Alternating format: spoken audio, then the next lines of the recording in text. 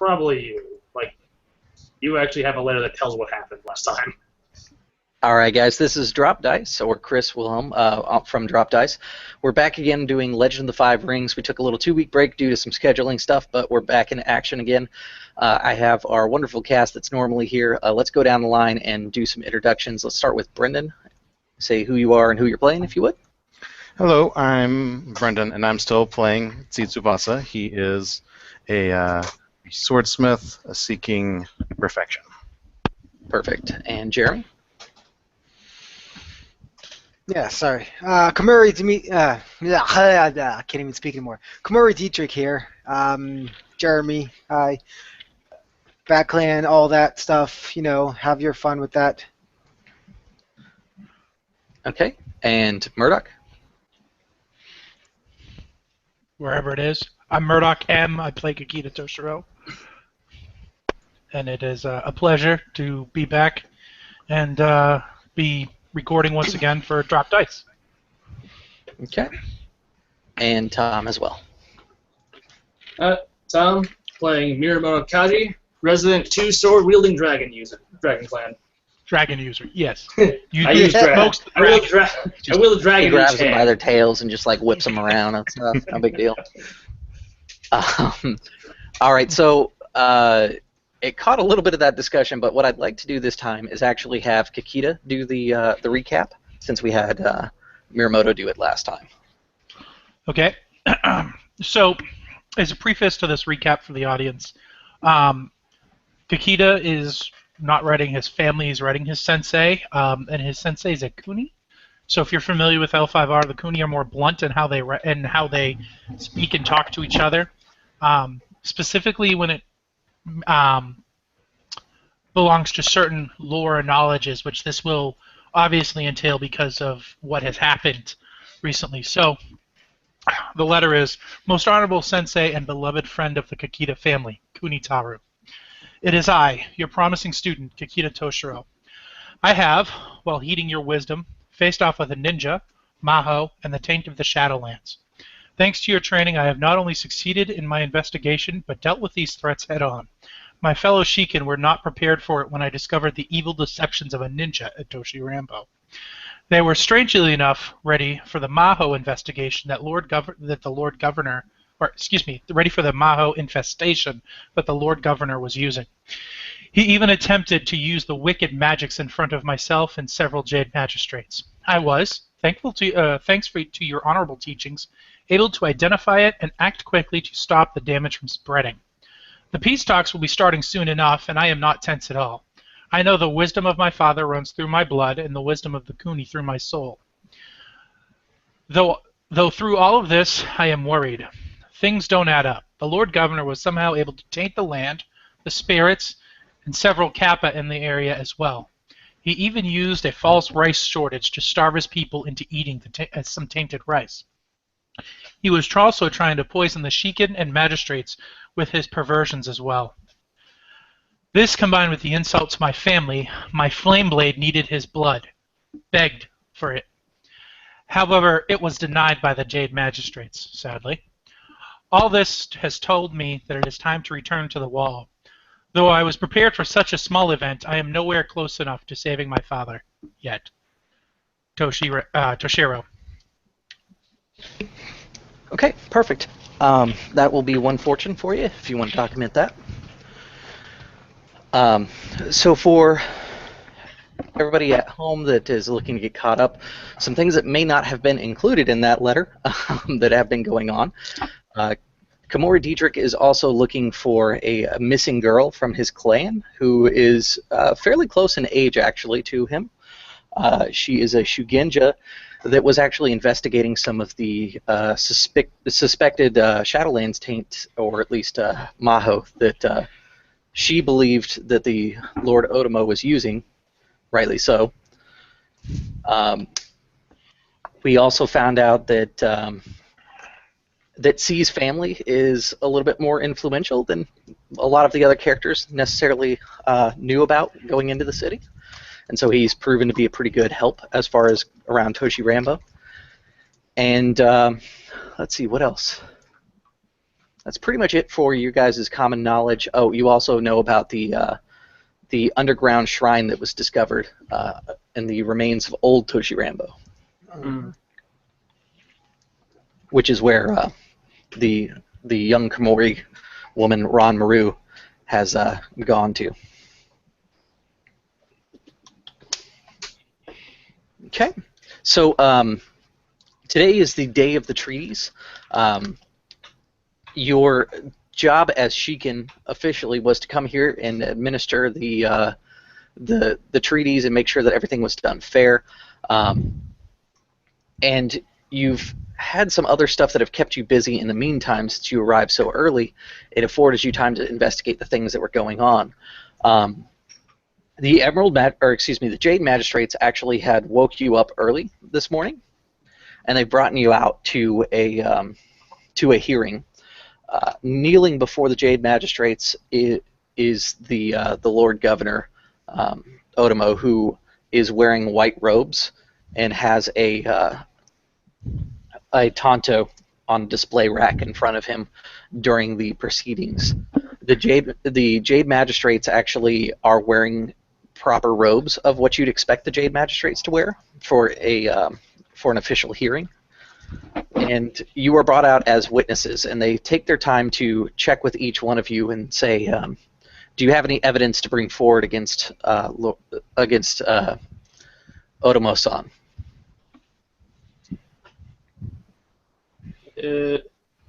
Out of game. I'm confused. Wasn't he decapitated last session, or is that someone else? Oh, I'm sorry. Yes, he was actually decapitated last session. So, question number one. What the hell is he doing here? Sorry, I take that back. I kind of forgot about that. It's been 2 weeks. Resurrection Maho. Remember, I said it was going on. I freaked out. No, I'm sorry. I forgot. You guys did decapitate him and start burning things. I have to correct myself there. The Jade Magistrates decapitated him, which I was mad about, if you remember. Yes. In which case you will find that his head has been piked on the wall this morning. Specifically, the Crane Met did it, and I gave him a look. Yes. Because he should have known that Lord Otomo insulted my family. Mm-hmm. The Crane Magistrate beheaded him. His head has been piked, and the material that you guys convinced them not to burn with Phoenix Magics has been piled up outside. They have woken you up early to have you basically give any sort of statements that you want to go on the official record. But you know that as them being Jade Magistrates that they may doctor your words anyways, because that's what Jade Magistrates do.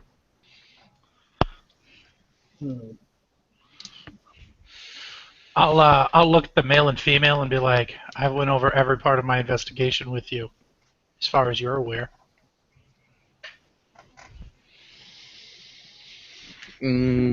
Okay, give me 1 second here, because we have to have this chart up.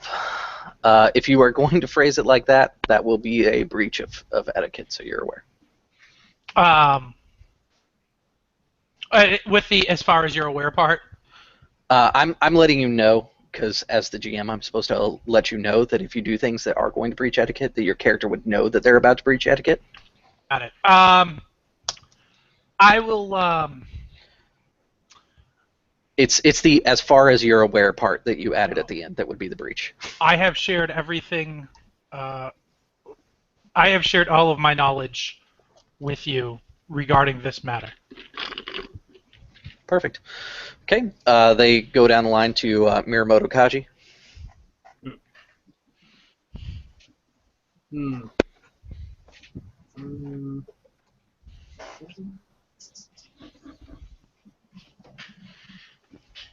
By the way, just for your guys' knowledge, because I've got my notes open finally, they are not aware of the shrine underneath the city.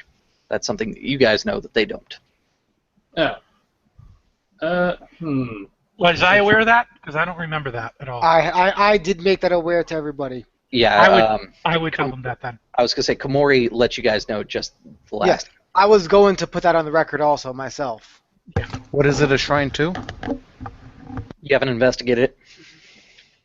I have, yeah. But the girl that Komori is interested in finding was last seen going down into the old ruins.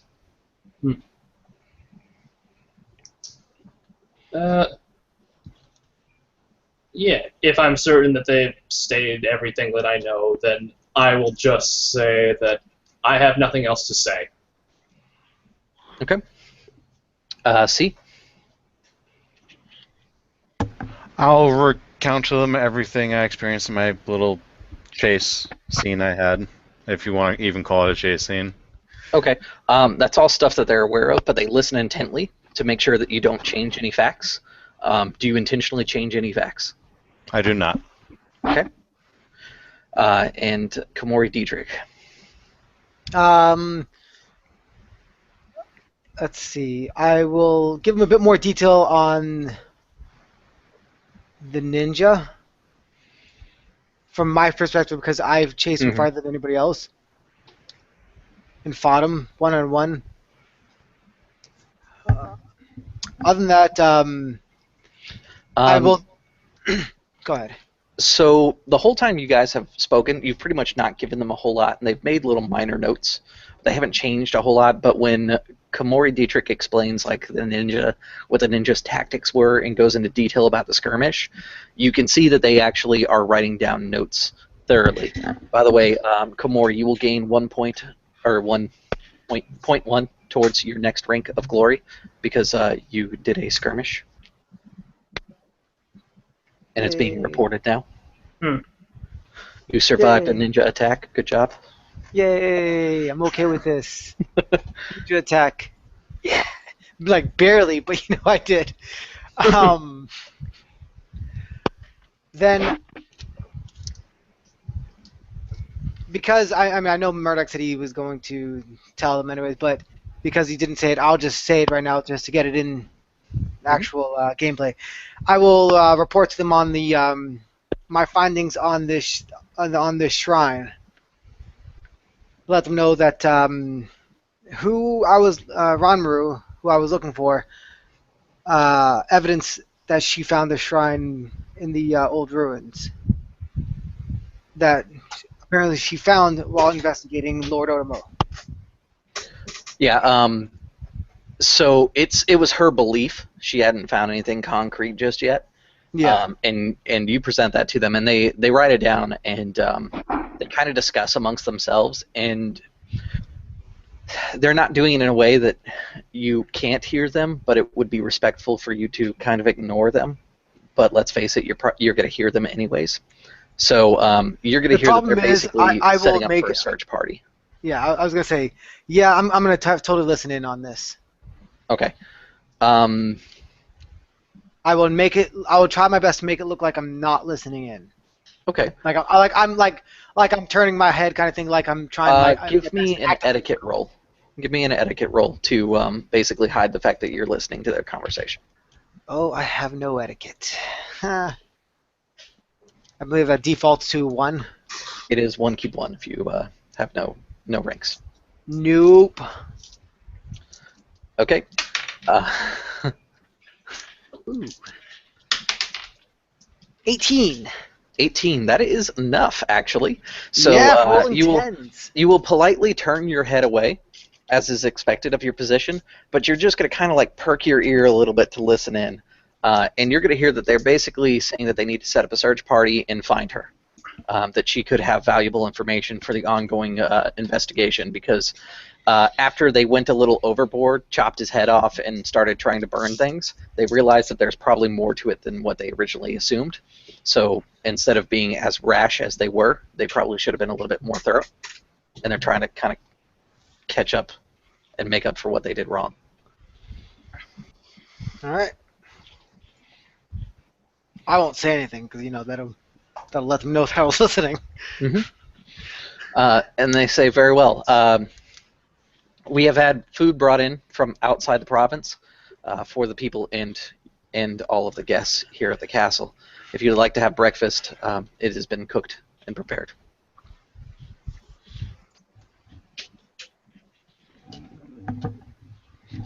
Yes. I will trust I will trust them on this because I'm hungry. Yeah. So Thank you you all greatly. have been. I was gonna say you've all been at like reduced food, like just barely enough to get you by, kind of deal. So you go to eat, and the kind of food that you're given is very staple food. There's actually more fish, which leads you to believe that this food probably came from the Crane Lands, actually. In fact, Kikita will recognize some of the fishes that are being served and Yes. know for certain that it is northern crane food. Ikidekimasu, if I'm saying that right. Yeah, you're English. You're not going to say it too well. Deal with it. I get where you're going with it. But yeah, Thank they you for the food. they serve you they Thanks serve for all the you fish. they serve you some breakfast food, and they're mainly serving fish, which is not normally a breakfast thing, because the magistrates have basically told them that everybody has been living pretty thin lately. So you guys feel invigorated by this meal. I don't think you guys got to the point that you were starting to go down the starving track, right? I was not. I have been eating somewhat better food, I think, than some of the others. No, because we I've managed been to eating at eat the, it one night and get a full meal. Yeah. Yeah. So yeah, you guys feel refreshed, mainly because you guys haven't had any meat really since you've been here, and lack of protein in your diet, kind of thing. By the time you guys get done, the guests start arriving, and they get heralded in. So some couriers will come forward and announce them, and one of the ones that comes forward is going to be Chu Akado Haruko, who is a very beautiful woman, actually. She's from the Lion Clan army. You have heard a little bit of rumors about her, that she has been very vocal in the past about her desire to go to war with the Crane, and she believes that it would bring honor to the Lion to reclaim Toshi Rambo for themselves. She believes that it's their ancestral right to control Toshi Rambo. So, being good Shikin, you found out about her opinions before she arrived here. Another person that you find out is coming is going to be Taisa Otomo Desetsu, who is the Taisa that you guys met with last time and brother to Lord Otomo, who is actually going to be officially sanctioned as the Lord Mayor interim today, and will be later, because you guys are on the inside circle to know this sort of thing, will be later made the actual Lord Mayor. And then, let's see, is there anybody else? Oh, Governor Sume Genzo will also be here from the Sume family.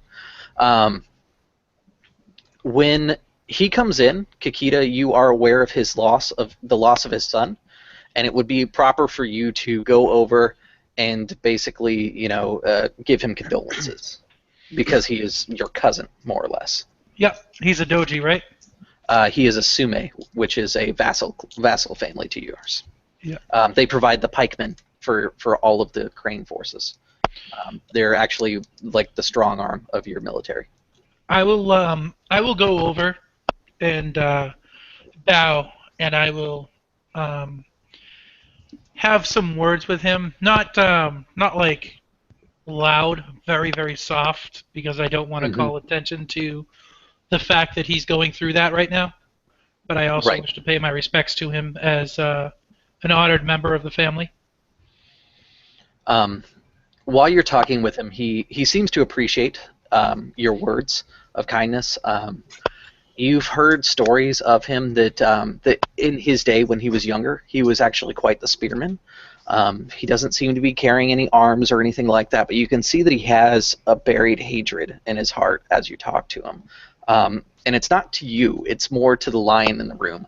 And you're going to notice that that one of those lions that he's talking to is, or that he's looking at with that hatred, is Akado Haruko. And then there's another person that you recognize as well, because you had a conversation with this gentleman before. Daidoji Osano is actually there. He is the bounty hunter who you met earlier that basically told you what his business here is none of your business and kind of snubbed you before. He's actually here, and he appears to be in service to Sume.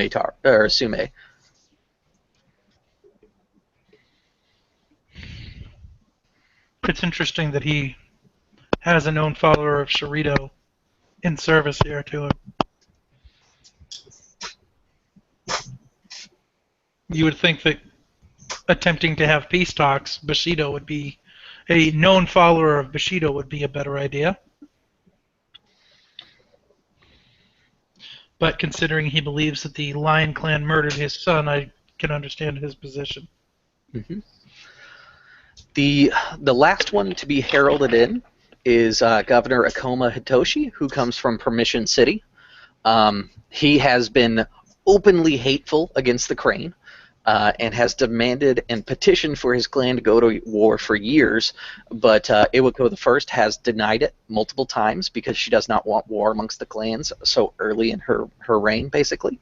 Mm-hmm. She has gotten to the point that you all know that she will be naming one of her sons to be her successor soon.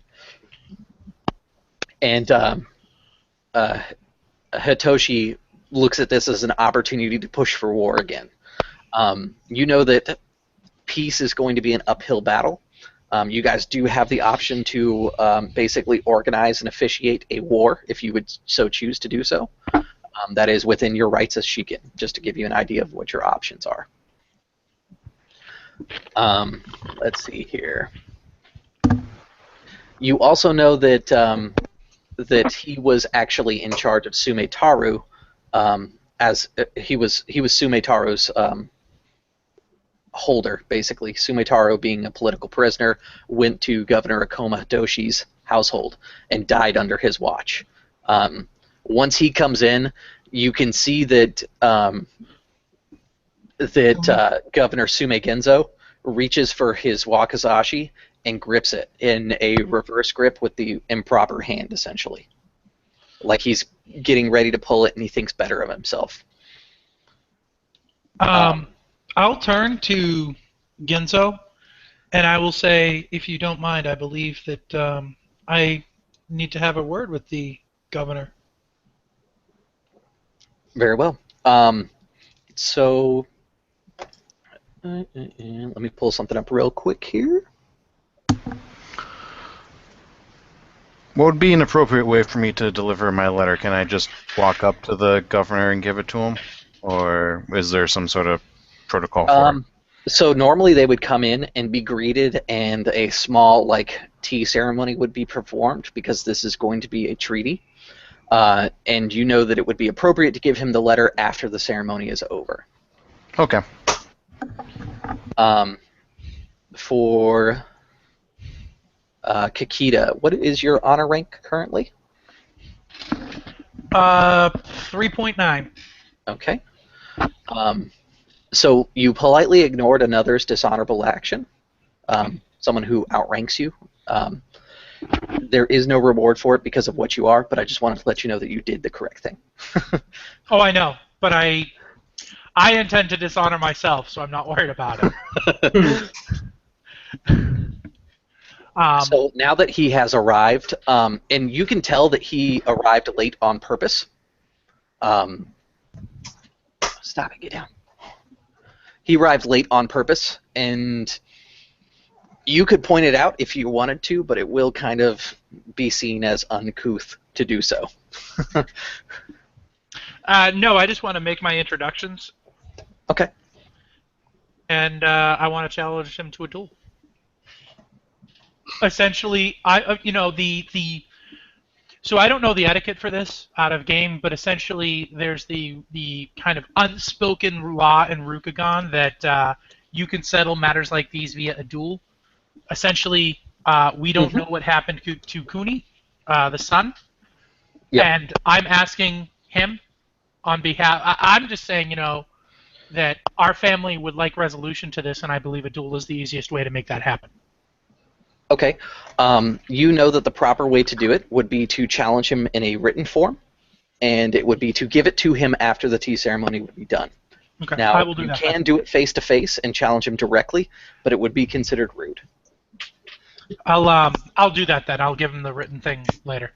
Okay. So you kind of... I will introduce myself and bow and all that stuff because Absolutely. I feel that the Shikin should introduce themselves to everybody. So I will start with him. Yeah, absolutely. So when you meet the man, he carries his hair in kind of an untraditional manner, even for a lion. Like he's got like a half top knot thing going, and his hair is all down, and it looks matted, like he's been on the road for a long time. You know, traditionally, what most people do before coming in to do peace talks is they will arrive the night before, get themselves cleaned and prepared, and then they will show up like immaculate to the court. Everyone except for him did that. He appears like he is here as if this doesn't matter and it's below him. And you can kind of tell that from the way that he talks to you. When you go to introduce yourself, you do so politely, and he says, "Well met, Sheikhan," and then he just turns from you. Doesn't try to have any sort of conversation, just acknowledges you and then moves on. I will smile and I will bow slightly, politely, to ignore that I'm being ignored. And I won't say anything, and then I will go to introduce myself to the next person. Absolutely. The next person that you meet is actually Haruko, because you're kind of going around the room. And Haruko is, while she is a bushi, she is almost hauntingly beautiful. Like, you can tell that she has crane blood in her because she actually has white hair. Yeah. And had she not been so adamantly against the crane, she would make a fine person to marry into the crane. In fact, a clever crane may still try to make that happen. Are you talking about me? Because I'm already married. No, I'm saying that you But could I have a younger you could work her into like somewhere else in the family if you want. I have a younger brother Mm-hmm. who is not married, for the record. You also know that she is actually an accomplished duelist, and that she came from the Akado Kinsai school. Her last name is Akado, right? Mm-hmm. I will say, Lady Akado, it is a pleasure to meet you. Tales of your beauty do no justice. I believe that only the soul of a poet can properly portray what I am seeing now. May peace come as easily to you as dueling does. She Purposefully speaking in riddles and half sentences, for the record. she looks over your kimono, and she kind of stops for a second on the Kunimon, and then she registers that you also have a Kikitamon on you, and she makes the correct assumption, and she goes with Kikita. She says, "Thank you, Kikita-san. Your words are very kind. I understand that you and the other Sheikhan are here to deliberate." I am. I am surprised, however, by your appearance here. Your arena is not that of the courtiers. I understand that you desire honor for the lion and believe that Toshi Rambo will make that so. I do. I believe I am here on behest of the Lord Governor. He believes that your family may choose to sanction a duel. I will be here as his champion if they so choose so. Or if they choose so. I believe that conquering Toshi Rambo would bring your family great honor. Agreed. That's why it is my request that you accept our petition for war. It has been 5 years that we have requested every year, and it has been denied. Surely a wise man like yourself will see that a war is best suited to solve this problem. Kikita will smile and he'll say, "A war will indeed solve this problem. However, I don't know that now is the time with the colonies and the recent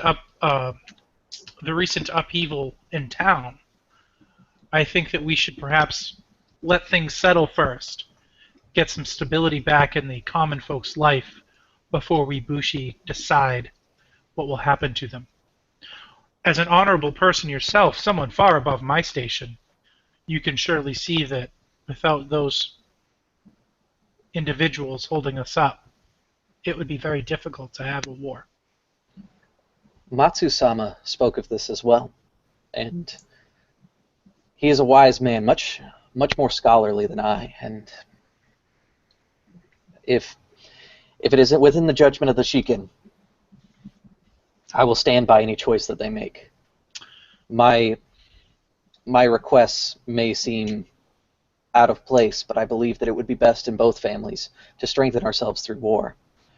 As I said, though, I will live by whatever decision is made, and she will bow honestly to you, not out of like respect for your position as a Shikin, because technically you outrank her in this situation. She's basically showing that she is willing to defer to your judgment. Okay, I will bow as well, but I don't. I give her a warrior's bow, for the record. I look at her to give her that kind of, like, I respect your capability to cut me down and kill me with one shot, so I would not take my eyes off of you, but I still respect you. Mm-hmm. She does the polite bow. She actually does not look at you when she does so. Okay. And then, yeah, I'll go to whoever's next. Okay. Does anybody else would like to make introductions with anybody here? By the way, Sure. Matsu Kazuma is also here as well. Who's that diplomat, the lion diplomat that was feeding the people? I mean, sure, I'll make rounds too. Okay. Unless you have anything in particular to talk to them about, I assume it's just going to be polite, introductory type conversation. Is that right? Pretty much. I mean, I'll be like gauging their personalities and see where they lie, but like I'm pretty sure it's very obvious what they want from these proceedings. So I doubt there's gonna be much like hidden agendas going on. Okay.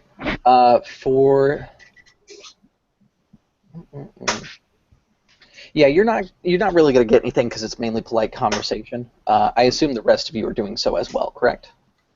Yeah, and you said the general, just with these three characters, is they pretty much all want war, just their superiors aren't letting them do it yet? Yeah, pretty much everybody in the line wants war, except for Matsu Kazuma, who's the diplomat. Right. A Shikin with you. And Sume also wants it. No. If you have a conversation with Sume, you can find out what his agenda is. He hasn't been as vocal as the Lion. The Lion are very, very boastful in nature, so they've been kind of vocal about wanting war for 5 years now. Okay. Is there anything else I know as being a resident of the city with the situation going on? Anything about these people? Yeah, you would know that Kyuden Kote, which is where Governor Sume Genzo comes from, you know that they do make frequent visits to the city because you guys are relatively close by, to have spears refitted and blades cast and stuff like that. It is not uncommon for your family to get work orders of like 100 spears to be ready for like this time, and then they come with carts and pick them up. They have always been very respectful to your family. They always pay in full. They never try to hassle you about funds or anything like that. They respect your art, and by doing so, they always pay the price that you quote them. They don't try to negotiate or anything like that. In fact, you remember actually one time as a child, Governor Sume Genzo and his son Sumitaru actually coming to pick up spears themselves, and you remember playing with Sumitaru, and he was a very active child, which would actually give you a pretty good in to be able to start a conversation with Sumitaru, Sume Genzo, if you wanted to find out what his agenda here is. Okay. Because you know that his son died during the past winter during spring here, during a boar hunt. Okay. I will go to the governor as well, be as respectful as I can, mention how my clan is always pleased to work on his orders, and it's a great honor. That kind of stuff. When he sees you and you introduce yourself and make the politeness there, he kind of smiles openly, and his face kind of softens for a moment, and he says, "It has been my honor to carry on a mutually beneficial relationship between our families. Your clan is known for their works that even the great artisans of the Crane could only hope to emulate in their weapon craft. We may be better with statues and music, but when it comes to weapons, you are the true artisans." And he bows respectfully to you about it. I'll give him the full bow, of course. I hope the relationship my clan has with yours and with the others will help us in these negotiations. And I'll make my leave of him. Okay. And then Yeah, I'll go to. Oh, go ahead.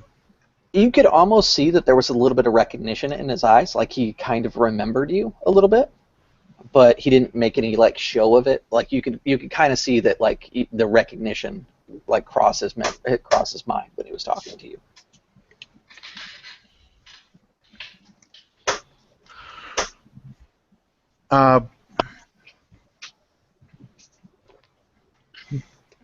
Okay, and I'll go to Sumetaru. Sumitaru is his son who is dead Oh, now. sorry, Sume Ginzo. Genzo? Okay. Yeah, that's who you've been talking with. Sume Oh. Genzo. Oh, I thought I was talking. Okay, so I think I got some of the characters mixed up. Okay, so It's okay. he's the. He is from... I got mixed up with the lion governor for a minute. Yeah, no, that's okay. Sometimes the names are a little confusing. Okay. Sume Genzo is the one from Kyoto Kote. And Hitoshi is the one from Permission City. Correct. Okay. So in that case, I will bring up that I remembered from when I was very young on one of your many trips to the city that I knew I had the pleasure of knowing your son personally a couple of times. He smiles fondly of a father who's sad. Like it's a soft smile, and you can see that there's a little bit of emotional weight behind it. And he says, "I only wish that my son could have been here. He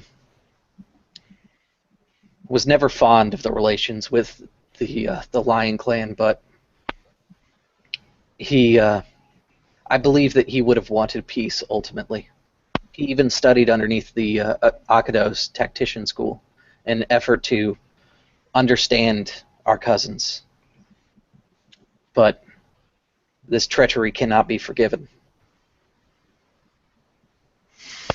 It sounds like your son would have. It sounds like your son grew into a very wise man. I will do everything in my power to sort this out with as little harm to the people as possible. If you can do this, it would be a kind service to my household and to my son. Please, I believe you have other guests to meet. I do not wish to take up your whole time. Of course. And then I'll take my leave. Yeah.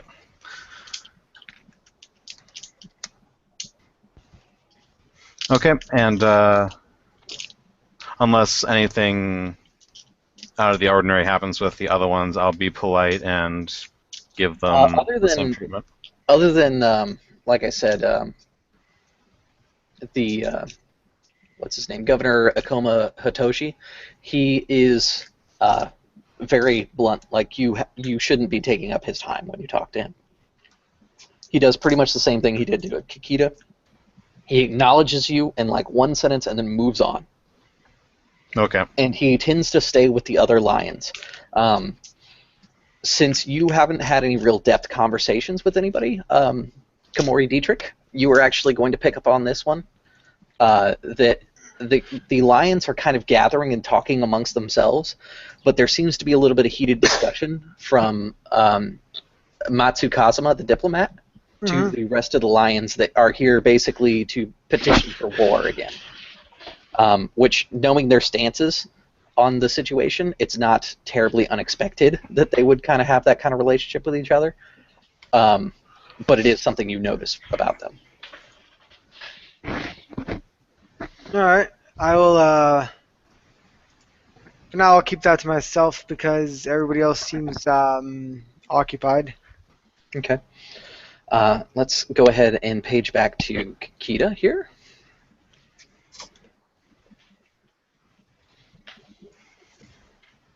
Yeah. Okay. So you were going over to speak with which one now? The Matsu. Matsu Kazuma? Yep.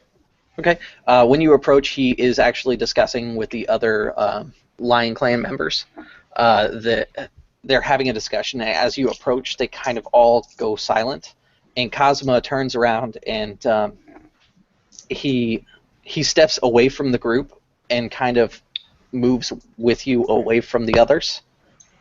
And he kind of smiles a little bit. You've noticed that he's gotten softer the more interactions that you've had with him. Yeah.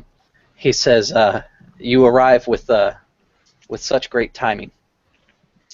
And he kind of chuckles a little bit to himself. I have tried to stay their passions, but a lion's heart is not easily stayed. As my father tells it, a lion's heart is... I guess the only thing we could equivocate it to is a lion's heart. They are concerned about the honor that should be won from this battle. They also are concerned about a possible duel between the Lord Governor Genzo, or excuse me, Lord Governor Sume, and Lord Governor Akoma. Should this happen, I believe that they have both brought champions. It may not be the best thing for our negotiations to allow that to happen right away. A duel?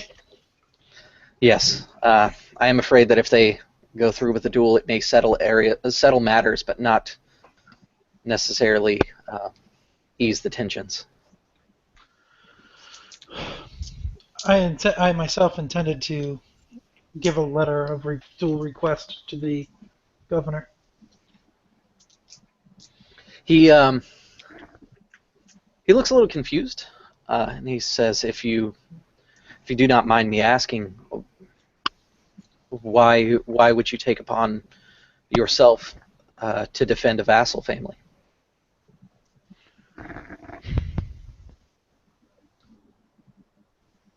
Kakita will stop and he'll say, he'll smile and he'll look right at him and he'll say, "It's because what my father would have done.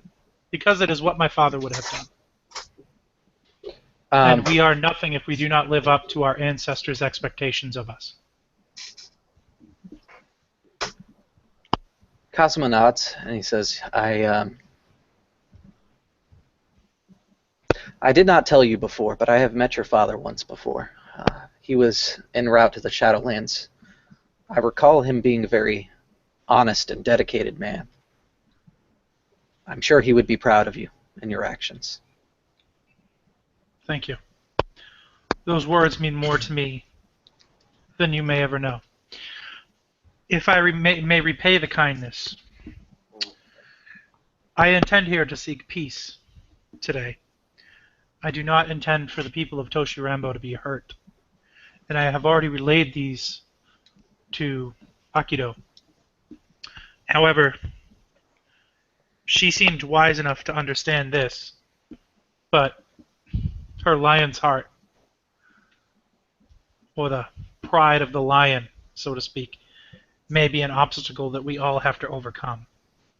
I think that our mutual respect and the relationship we forged working side by side these last few days will be instrumental. And this is rarely said between a crane and a lion, but I will be counting on you to help ensure peace through this difficult time.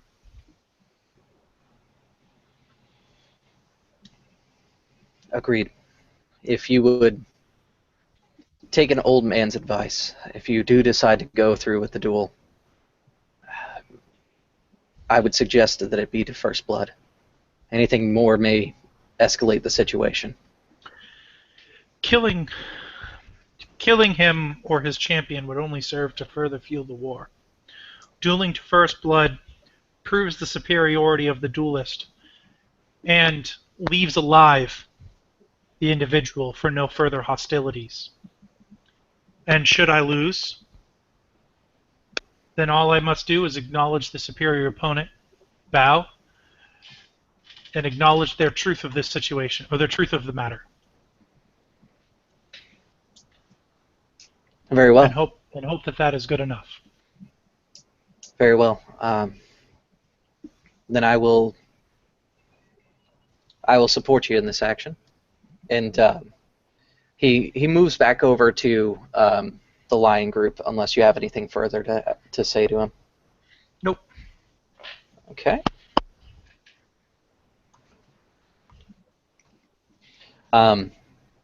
So the group itself sits down for the tea ceremony, and this is not like a personal tea ceremony. This is the big putting on the show kind of tea ceremony.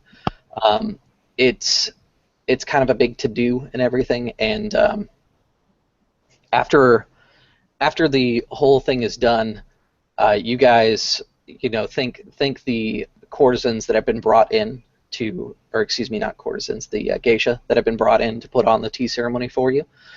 Some of which you will actually recognize. The blind one that was at the Jade Pearl Inn is actually one of the ones that is there. Yeah. Is she a woodlouse? She is a woodlouse. And still alive. And still alive. Before she leaves, she will hand Mirumoto Kaji a folded letter. And she will do it in a way that is meant to be very not noticeable for everybody else. I don't want to say covert because that sounds like Nefarious. a little bit. I was gonna say a little bit ninja-like. You might see the table kicked up and Toshiro strike out with a flame sword. Yeah, she hands it to you in a Discreet. in a discreet way, I guess is the best way to go about that. All right. I will pocket it and not open it immediately. Okay. And let me pull this real quick here.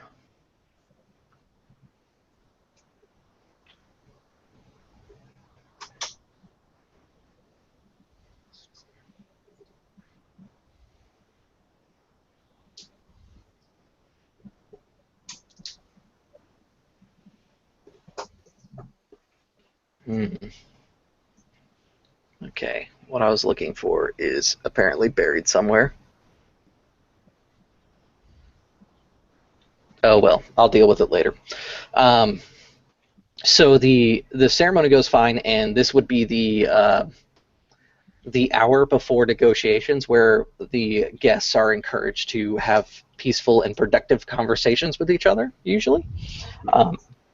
However, they are not doing it on their own. It is much like the middle school dance where the boys and girls separate. It's kind of the lion on one side, the crane on the other. Everybody in the middle. And pretty much all of the shikin in the middle. Now would be the appropriate time if you guys want to handle your letters and such like that. If Mirumoto would like to open his letter, he may do so. I will. Okay. Inside you find a small. It's actually like a small wooden carving, and there is a poem inside there. What she is basically doing is offering her admiration to you. She's doing the first step of getting an affair on, bro. Yes, she is attempting to get an affair on you, or court you because you're not married. Yeah, it's like, how's an affair? I'm not seeing anyone. She is. Yeah, she is yeah. not. She is a geisha. So Yeah, she it would sees be. everybody. Or I was she's gonna say, blind it and is. sees no one. It's still appropriate when attempting to engage someone in any sort of relationship to give them a gift and let them know your intentions. I shall have to think of a suitable response later.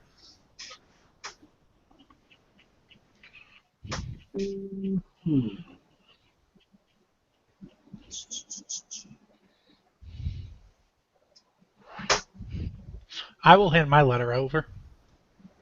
Okay. So what are the parameters? Because inside your letter you do explicitly talk about the parameters as far as like what weapon, what kind of duel, etc. It simply says, for the question over Sume's death, that's the reason. For resolution of that situation and answers. Katana. And First Blood. Okay. Let me take a look here.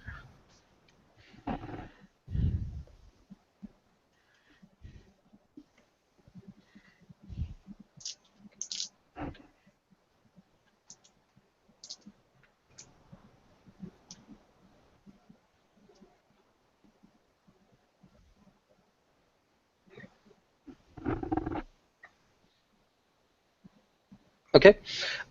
So you present the letter, and you are saying that it is to settle the dispute of if the death was considered murder or not, correct? Not murder. It essentially says he's seeking resolution to the Sume issue. Okay. He doesn't call it. He doesn't say he murdered him. Just that essentially he's going through the process of let's have a duel and see which one of us is right, and then deal with it, and then we'll know because the kami will divine who was right through the sword. Okay. Yeah, that sounds fine.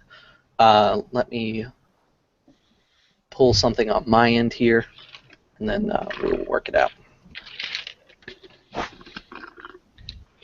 As I'm understanding it, he gets to respond with date and time, or yeah, I murdered it. I'm sorry. Yes. He will read it over, and he will call over his champion, which you were kind of expecting after the conversations that you had. Yep. And they will have a quiet discussion amongst themselves, and Akito Haruko will bow to it, and he will turn, and the governor Koma Hitoshi says, "I will accept your challenge, but I would prefer it to be settled here and now. It is in my best interest to get this resolved once and for all." Agreed. I will bow. Okay. I will look at C. Tsubasa.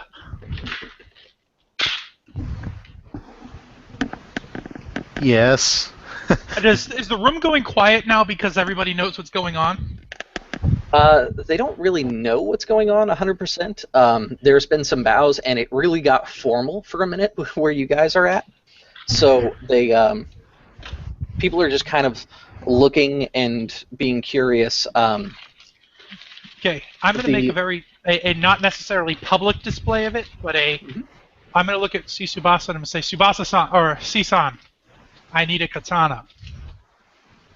He is right behind you. He's holding a letter in his hand.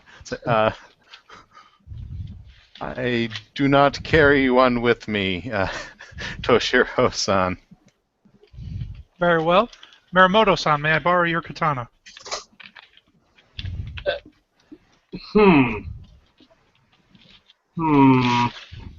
So it hasn't occurred to you guys before. Toshiro actually doesn't carry a katana. Like you haven't paid it any real attention because he's a Shugenja, but it is common that Shugenja actually own a katana at least. Toshiro apparently has none. Well, Which means I have no soul. Well, Neat. it's okay to not wear one. That just means you're not. You don't stand for yourself in a duel, right? Correct. Going as a Shikin, though, because he's conducting the business of the Emperor, essentially, he probably would have brought it if he had owned one. Okay, so It should just I? hasn't occurred to you guys before now that Okay. that he actually hasn't brought one, and because of the situation, he probably normally would have one with him. Okay, so if since I have one, I should be wearing it now, given the setting. You could retrieve it from storage. You wouldn't Okay. necessarily wear it, but you would have it on And site. 2, is it appropriate for independent arbiters such as Shiken to be initiating duels to decide the outcome of the hearing? It is not about the outcome of the peace or war argument. What his duel is about is actually an honor duel over the death of Sunitaru, Okay, so there's nothing wrong with that. or excuse me, Sumetaru. It's actually expected. Just for the Okay, record. just Mhm. curious. And Just for the record, I should have outright killed Odom or dueled Odomode when we got here, but because of the Maho that was going on, I did not answer a challenge to my clan, which this is the first one to come up, so it's like I have to regain the honor. You guys don't really know that because it hasn't been discussed in the game, but that's a big thing right now for Toshiro. Yeah, that's part of what Toshiro's business within the capital is, at least from his family side. From his master, his master actually clearly told him he should not do it because he's here as a Shikin. And thirdly, is lending another samurai your katana for something like this okay? It would be considered acceptable because he's a Shugenja. If it was another warrior, it would almost be seen as an insult. Okay. I can retrieve mine if you wish, Toshiro-san. I unfortunately do not have one. Okay, and let me pull this up real quick here. Alright, sorry, I'm just rearranging windows so that I have the Dueling rules. instructions on dueling on one screen and the stuff I need for rolling on the other screen. And it would be polite of me to wait until after this happens to deliver my letter now, I'm guessing, right? Mhm. Sorry. It's okay. Just always taking up Chris's time. No, it's fine. Stuff like this is what the system's about. Okay. Killing each other in the most efficient way possible. Go! So, so the Chu actually comes forward, Chuakato Haruko, and she kneels on the floor, waiting for you to get your sword. She lays out her sword in front of her, and she begins chanting a small a prayer, essentially, over the blade. This kind of thing is not something you're used to seeing, because your duelists don't do anything like this. But because you happen to come from a family that is known for duelists, you are a little bit familiar with the Akado Kensai school. They are a little bit more spiritual, and this is something that doesn't seem too out of your expectations for them. Okay.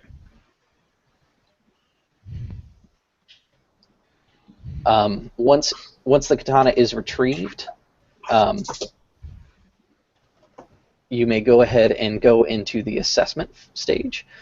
Basically, she will rise, and she will stand there with her katana in one hand, sheathed, and she is going to assess you as you will assess her as well. Okay.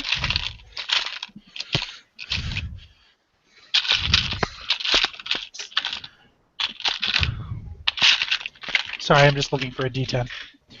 And the target number is going to be 10 plus the opponent's insight rank times 5. Your insight rank is 1, correct?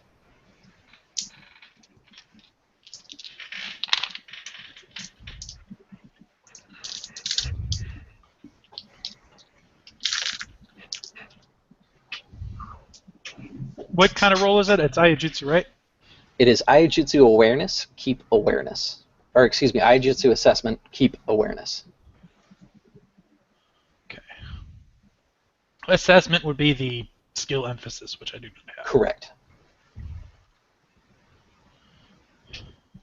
34. Okay.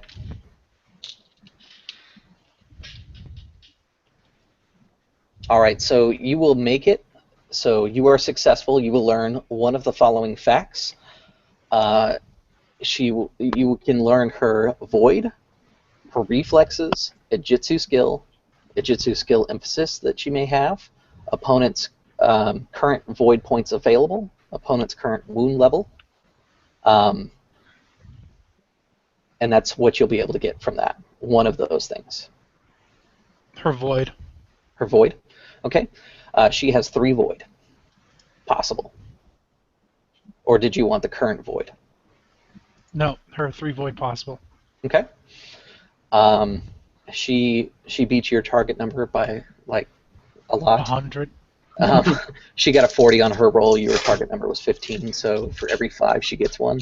So she's gonna know your void, reflexes, a jitsu skill, 18, plus another 2 more. And do you have any? What is your ijitsu skill? What is your ijitsu emphasis? If you have any. 3 and no emphasis. Okay, reflexes. Hold on. I will pull that information up for you. Oh, no, I have the character sheet right, yeah, because I'm an idiot. Reflexes is 2. Okay. Your void and available void. Those are all the things that she's going to look at. 2 and 2. Okay.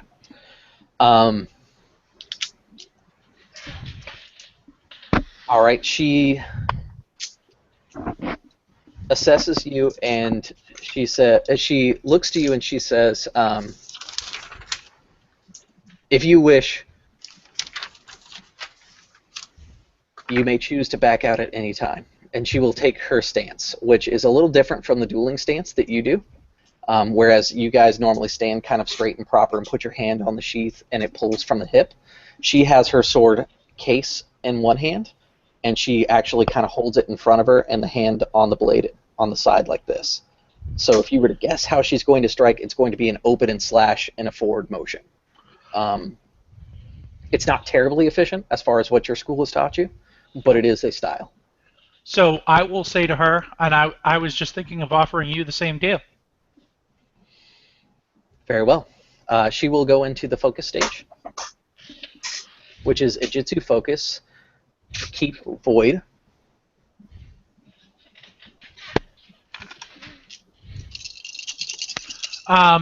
Does a free raise towards this strike for every thing? Can I raise on this? You can petition for a raise, but you don't actually have to, because this one gets you raises for every additional 5 points you beat it by. So I would suggest just going with the free raise option. No, like, can I get a free raise to this roll? Or is that free raise gives me a raise during strike? Yeah, it gives you a free raise during the strike phase.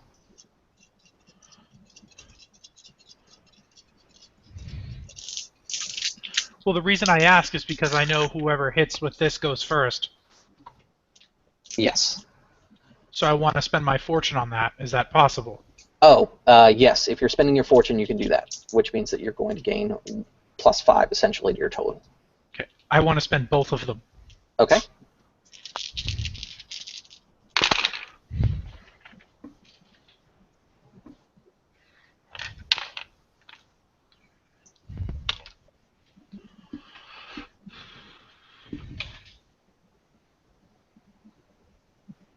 So whatever your number is, you get to add 10 to that for the final number, because you spent 2.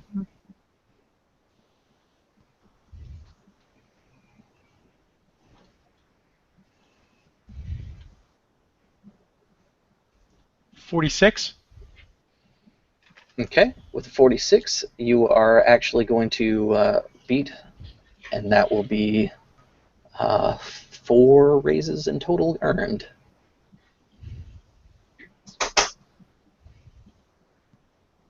Okay. Which means what now?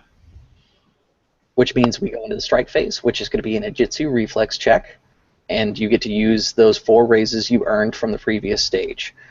The second samurai may then strike after the first. If the duel was to first blood, the second samurai has lost. So all you have to do is hit now. So I have be 4 over. free raises, which means what for exactly for my dice? So what you're going to want to do is it's going to add 20 to your roll, basically, to the end, because it's 5 per raise.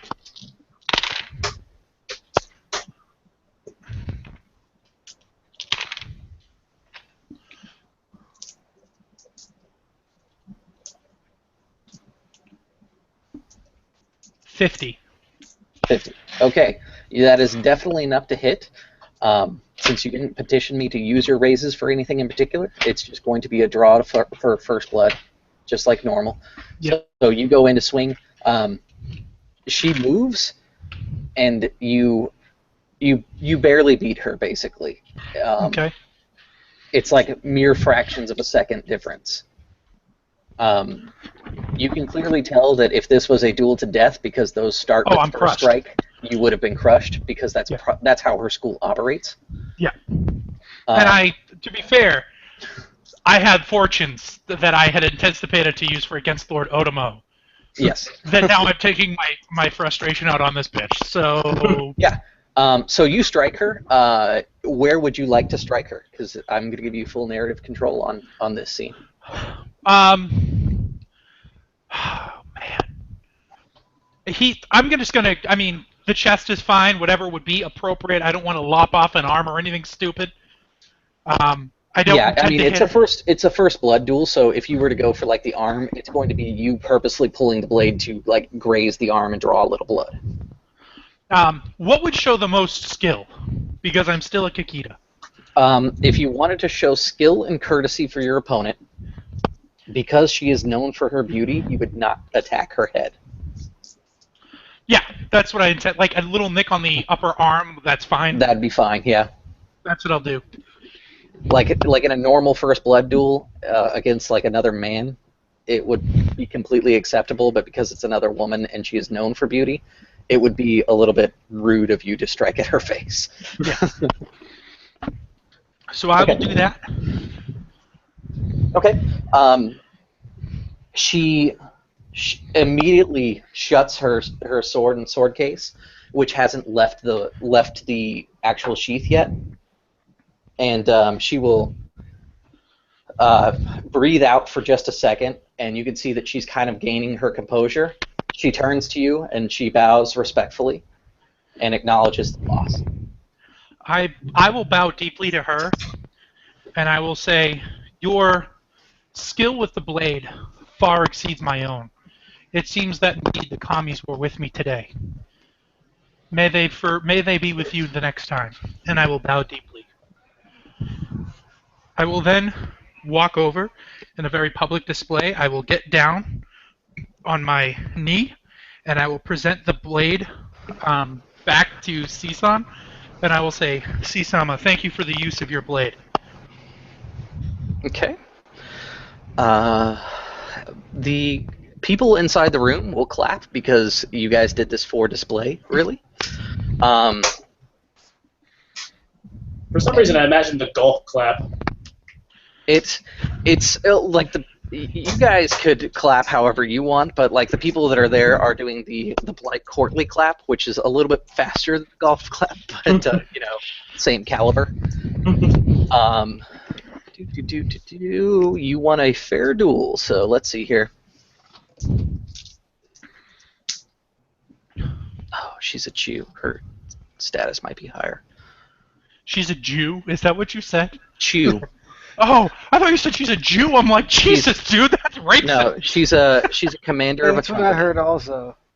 Yeah, it's kind of a hard to understand word. If I don't say it right, it does sound pretty bad. She is a Chu, which is a commander, so she has a status of 3. So actually, or rather, her glory is 3. Actually, her status is higher, so you will gain 1.5 glory for this duel.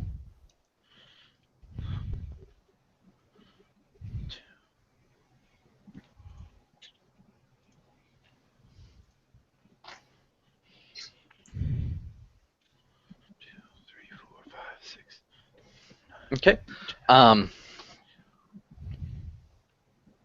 it's at this point that she returns back to Lord Como, and Akoma, she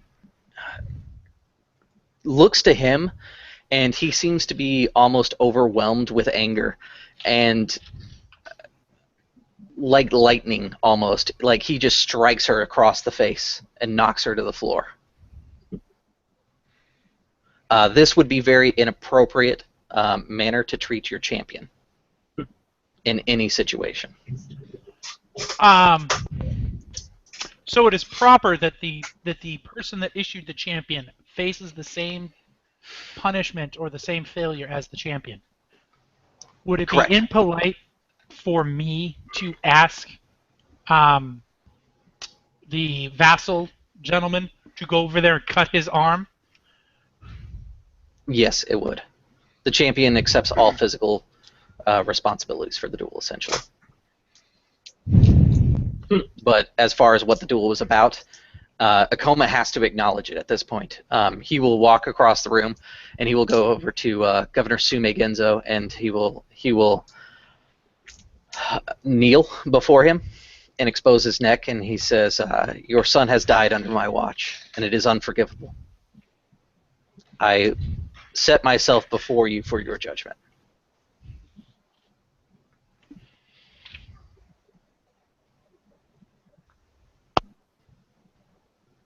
Is anybody going to do or say anything before the NPCs do anything?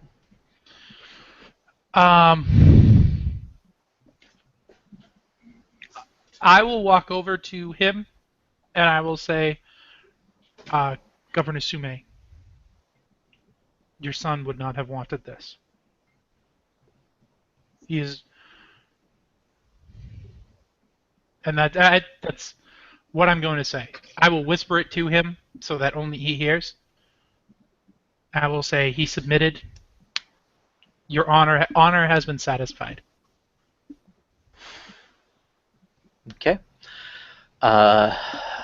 Daidoji will speak up, and I just realized I was muted. Sorry. do you have anything that you'd like to add? Since Toshio got there first, since I was muted, I'll just give him a look, seeing as we were just having this discussion about what his son wanted, and I'll just try to give him a look and give him a little bit of a nod. Daidoji Osono, the guy that was here as kind of his bodyguard / mercenary type person that was hunting for the truth before he arrived, will lean in and have a few hushed words with him. Kakita, you are the closest, so you are going to be able to hear it. Basically, he is giving him, rhetoric. Yeah, basically, he's using Don Mock basically here. He's basically using Shirito concepts and telling him that that the weak should be culled, and that he has proven himself both a liar and a fool. That he has continued to petition against your family for war and something that he knew was wrong, and that the kami have seen to it to show that his actions were wrong. It is our duty to carry out the action, or carry out the responsibility the kami have laid forward to us. And he will rest his hand on his sword and wait for the decision. I will speak in hushed tones now to him and say, your son would not have wanted this. He came here an honorable man, knowing what would happen, that the kami would be against him in this issue. If I, a lonely Shugenja, could find the truth, surely you can find the honor in your heart to obey your son's will and let this matter rest and look forward to peace talks. He looks down at Governor Akoma and he says, Hitoshi-sama, will you defer to any judgment that I give you? And Hitoshi kind of growls and he says, my honor demands that I make it fair for you. Say what is required of me, and I will ensure that it is done. You can clearly tell that Hitoshi is not happy with it at all. Governor Sume says, very well. Then after this treaty is settled, I will ask of you and your household to go to the colonies, take up residence there, and never return. Oof. You can see Hitoshi kind of like scrunch up, like you can see all of his muscles tense as he's basically told that if you want to make this right, you have to exile yourself. And he says, very well, I will inform my family. And he bows deeply and kind of slinks back a little bit before he gets up.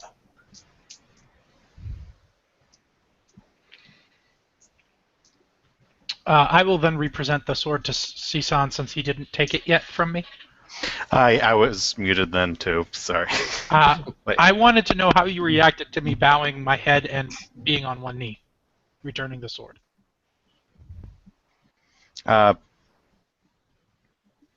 He looked a little surprised by the result of the battle, but he'll bow in return. And when he picks it up, it was an honor to have my my blade handled with such skill. It's never been used so well before. Toshiro, Yes. depending on how the line handle their duels, the Chu, Akuto Huriko, may be required to go to the colonies in exile as well, if you want to address that. How would it be proper to address that? It would be best to address it to Sume Genzo first, and let him basically clarify if he feels that there is a need to clarify. Yeah, I'll ask. What about his champion? His champion knew what she was taking responsibility for. She will join him. My brother needs a wife.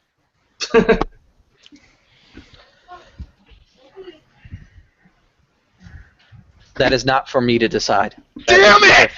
That is her family's decision to make. If you wish to petition it, know that my judgment has passed and she is never allowed to return to Rukagon.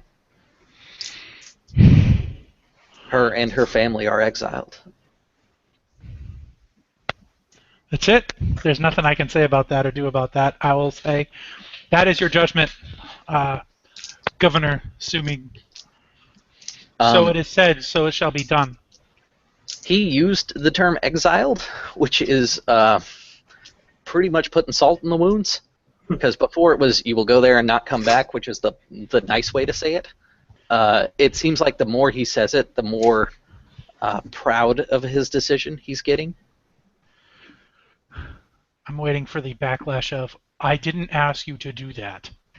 You could have cost me this issue. No. He's satisfied with it. He doesn't know anything of you personally. The fact that you are Kakita and offered to duel on his behalf, more or less, it's actually quite the honor since he's a vassal family. Even though I'm a freaking Shugenja, like I did that with my chair on my back. I was gonna say he doesn't know that you're a Shugenja at this point. However, Daidoji Osono does know. Yeah. Does he make any mention of it? No, he does not. Okay. You handled yourself well, so there's no need to point out that you were kind of ill-suited for this. Okay. I'll go back to my fellow Shikin and thank them. Apologize deeply for this distraction to these peace talks. Impressive, though I have to wonder if our goal of peace is now made somewhat more difficult. I'll look over and say it loud enough that the lion can hear. The lion are nothing if not honor bound. Their honor is second to none in Rukagon. They understood that this was a matter of honor that needed to be dealt with. Both the lion and the crane should feel that it has been dealt with, and that honor now demands that we turn our attention to peace, and that we do not let these matters that have been resolved put any shadow casts on these talks.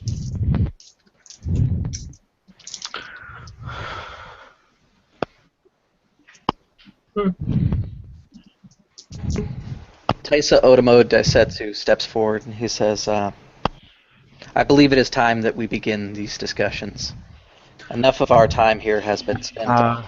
Before any of this happens, can I go to the governor to fulfill my duty, or would it be really inappropriate right now? You can. I'm sorry, Brendan. You absolutely can. Taiso Otomo Daisetsu is still going to step forward, though. Okay. And say that he would like to begin conducting the business.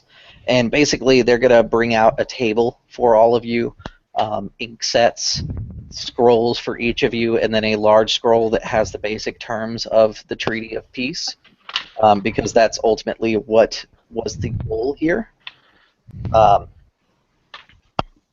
And as they're doing so, you can go ahead and give him the letter. Okay. I'll approach him and bow and what's the leader of my clan called? The daimyo? Yes. Okay. And his name was, I believe, Tsi Shoshi or something like that? You'd have to double check on the Google group because I don't recall it off the top of my head. Okay. Well, my daimyo presented me with this letter to deliver to you, Lord Governor. He looks at you and he thinks for a moment and he says, "Very well." And he takes the letter and he doesn't seem to have that air that he did before. He's been kind of put in his place, if you would. He will open the letter, look it over, and then he will kind of smile to himself, fold up the letter, and tuck it back into his kimono. Do you wish for me to send any word back to my clan? Tell them that I accept.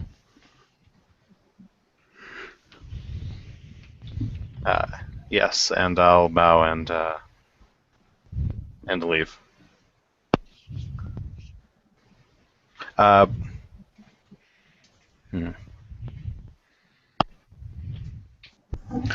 Is there anything I could roll to try to interpret his reaction?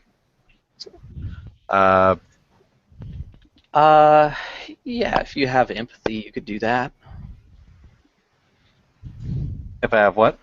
Empathy? Okay.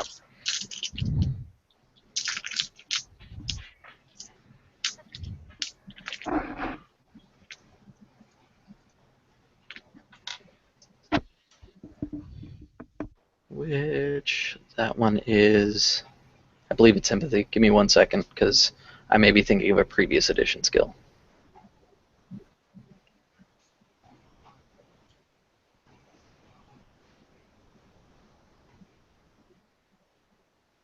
These are all Bushi skills. That's not what I'm looking for.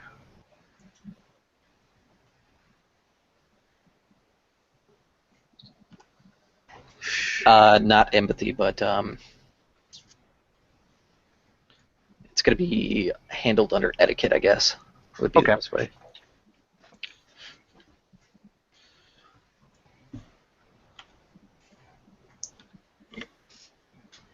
$13. Okay. Amusement is kind of what you're getting from him. Whatever was on that letter, he seemed to be amused by it. Okay. I'll, and it would be impolite for me to inquire further, right? Yes, it would be. Okay, I'll go along with the proceedings. Okay. So, The date goes on, and there's lots of conversations. The Lion, regardless of the duel, are still pushing for war. They list off previous complaints, and basically it amounts to stuff like the border being pushed further and further as the years went on.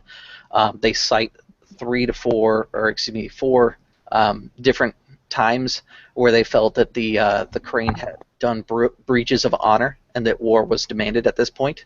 One of which was actually there was a duel that the duelist from the Crane side had been proven that he had done things to ensure his victory in a illegal sort of way for the duel. Which, when they bring it up and you guys check records, you know for certain that that has already been dealt with by the Crane, but the Lion are still sore about the whole thing. One of the things that they cite is the original transition of Toji Rambo to Crane lands was done without an honorable exchange of arms. There was no duel or anything like that to celebrate it, and that they felt that it was they don't use the term insulting because the Empress is the one who did it, but you get the idea that they felt slighted because they didn't at least get to do a duel for the rights of the city or anything like that. The third act that they speak of is a small skirmish battle on the border outside of Toshi Rambo, kind of closer towards the City of Promises. Apparently, before Governor Sume came here for negotiations, he sent a unit of spearmen up there to go hassle the border guards, and it kind of became a full-blown skirmish. And then the fourth event that he speaks of is actually a really old event that really has no bearing. Basically, it was a previous war that the Crane won, and they felt that there was still a honor-bound reason for war. That they still had a blood oath against the Kakita family specifically for that skirmish or for that battle.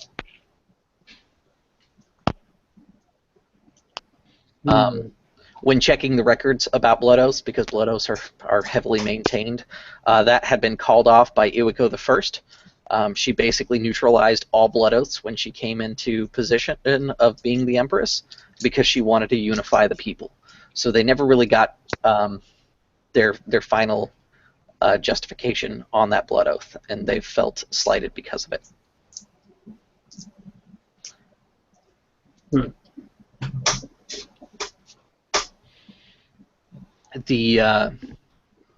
Much to your surprise, Governor Sume Genzo is open to war, but he's not necessarily petitioning for it. It's pretty much that he feels that their grievances are justified to suggest having a war. Daidoji Asano, who is not a diplomat in any way, shape, or form, has been speaking with him during the conversations, and you get the feeling that he really wants war. It would not be inappropriate if you guys decided to tell him that he is not allowed at the table and kind of shoo him away. Let's see here. Who was the blood feud? The blood feud was actually between a group of the Akoma and a small faction of the Kakita, and it was actually over the loss of a wife. Like I said, when you check out the books on that, it was pretty much dismissed by the Empress when she became in position. An option for you to avoid war may perhaps be allow the blood oath to be carried out again, and that may satisfy that grievance. How would that work with it having been canceled by an imperial decree?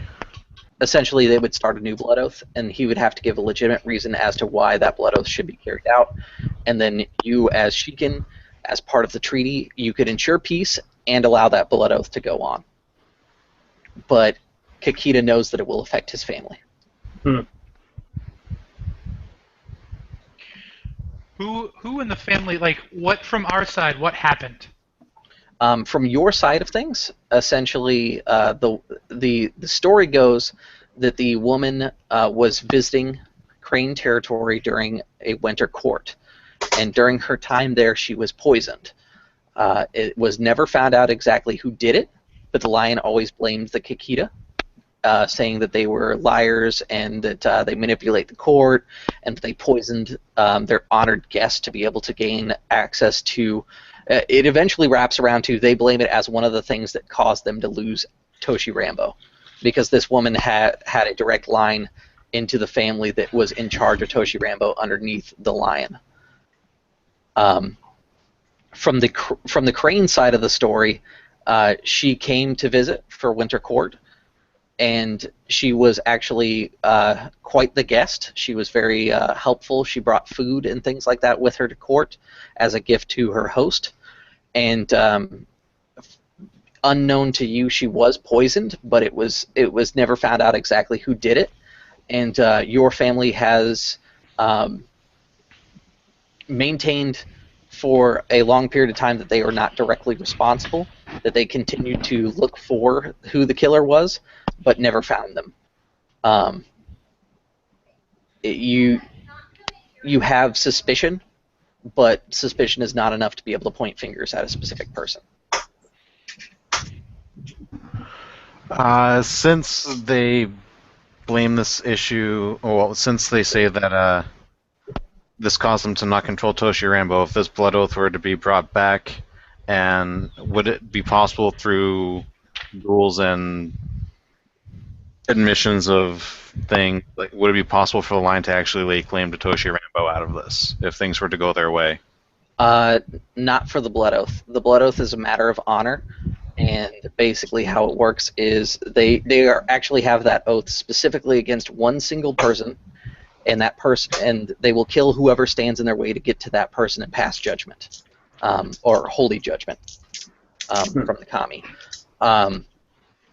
It could be settled in a duel if that person accepts it, but the person who the blood oath would have originally been against has passed years ago.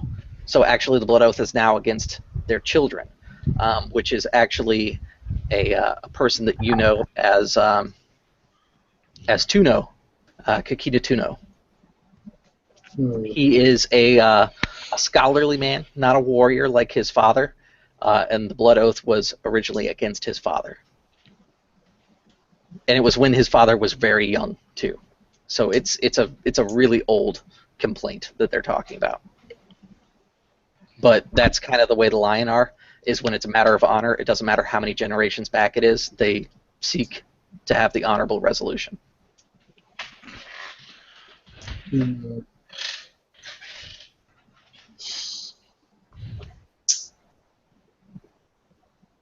are claims that the border has been moving up several times over the past years. Is that actually true, or are they just blowing smoke? Okay, so you do a little research and digging into that.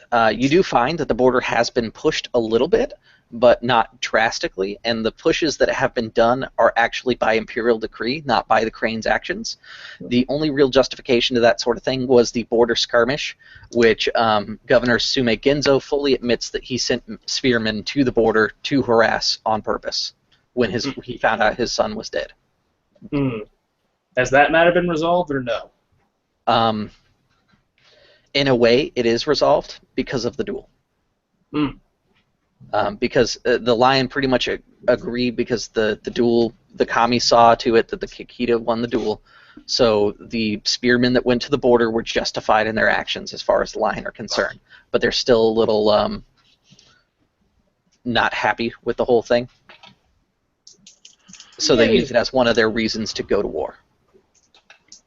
So there was there a shift in land that went along with that, or that was just? Yes, it wasn't much though. It was about a 1 mile push of the border, further into the Lion Lands. Also, this is all happening at a table, so I'm guessing we don't have do we have the ability to talk to each other privately? Unless you guys call for a recess because you're the ones deliberating, you can. I'm just kind of filling you in with the details and what people's complaints are and why they think they should Okay, go. I just wanted to know if we were able to talk about it yet, so we're still getting all the information. So that was 2 of them. What were the other 2 again? The other 2 there complaints? 3. There were 5 total? Okay. Was there 5 or 3? There was 4 in total.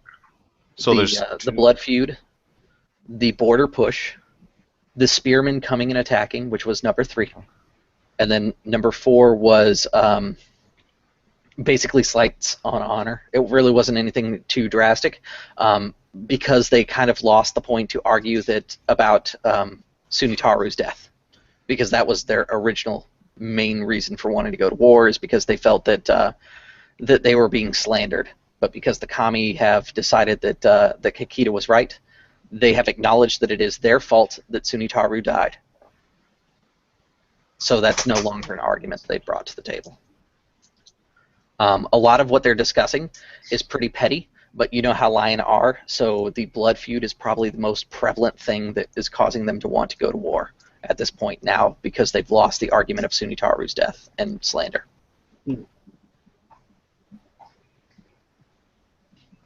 Okay. Just curious, is there anyone actually living on that 1 mile bit of land they pushed, or is it just forest or whatever?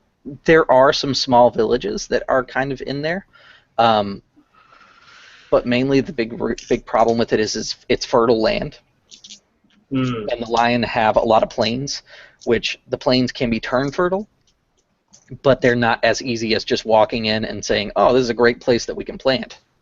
And so the Lion lost a little bit of planting lands, basically. Okay. Does everyone have the information they want so far? This seems pretty easy to resolve. I vote we call for a recess. I agree. Agreed. Okay. Daisetsu looks at all of you, because technically you ask him for the recess, because he's officiating as the governor here. And he will say, agreed. If you would like, you may take use of my office.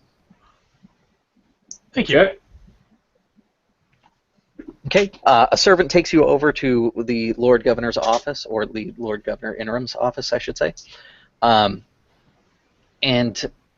this is the first time you've had a chance to actually be in this room. This was the office of the previous Lord Governor. If you guys want to poke around any in here, I just wanted to point that out. I will do so, but do so as if I'm just thinking as I'm moving around. Yeah, but I will actually be looking around. I'll do the same thing as I look at art pieces and things like that. Just slightly. Not really poking around. Kakita's going to look at both of you and go, "You're not doing it too stealthy. You don't have to be stealthy in here. Just do it." And okay. Yeah, the room is sealed off. It's just you guys in it. Okay. That's just Anyway. The thing is, no, that's just the way he does it. Yep. Okay. Well. Okay. So if you'd like to search the room, you may do so, but I will need a check, because there is something that does require a check in here. I am technically perusing the room. Yes. Investigation. Investigation, exactly. Oh yes, I love my investigation skill.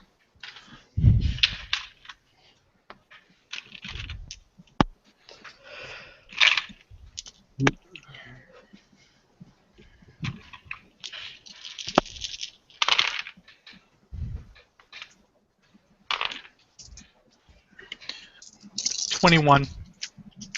Okay. If you guys would like to call for any raises, let me know. I'm calling for 2 raises Okay. on my investigation.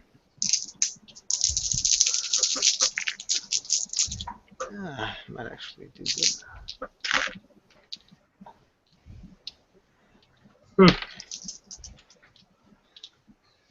20.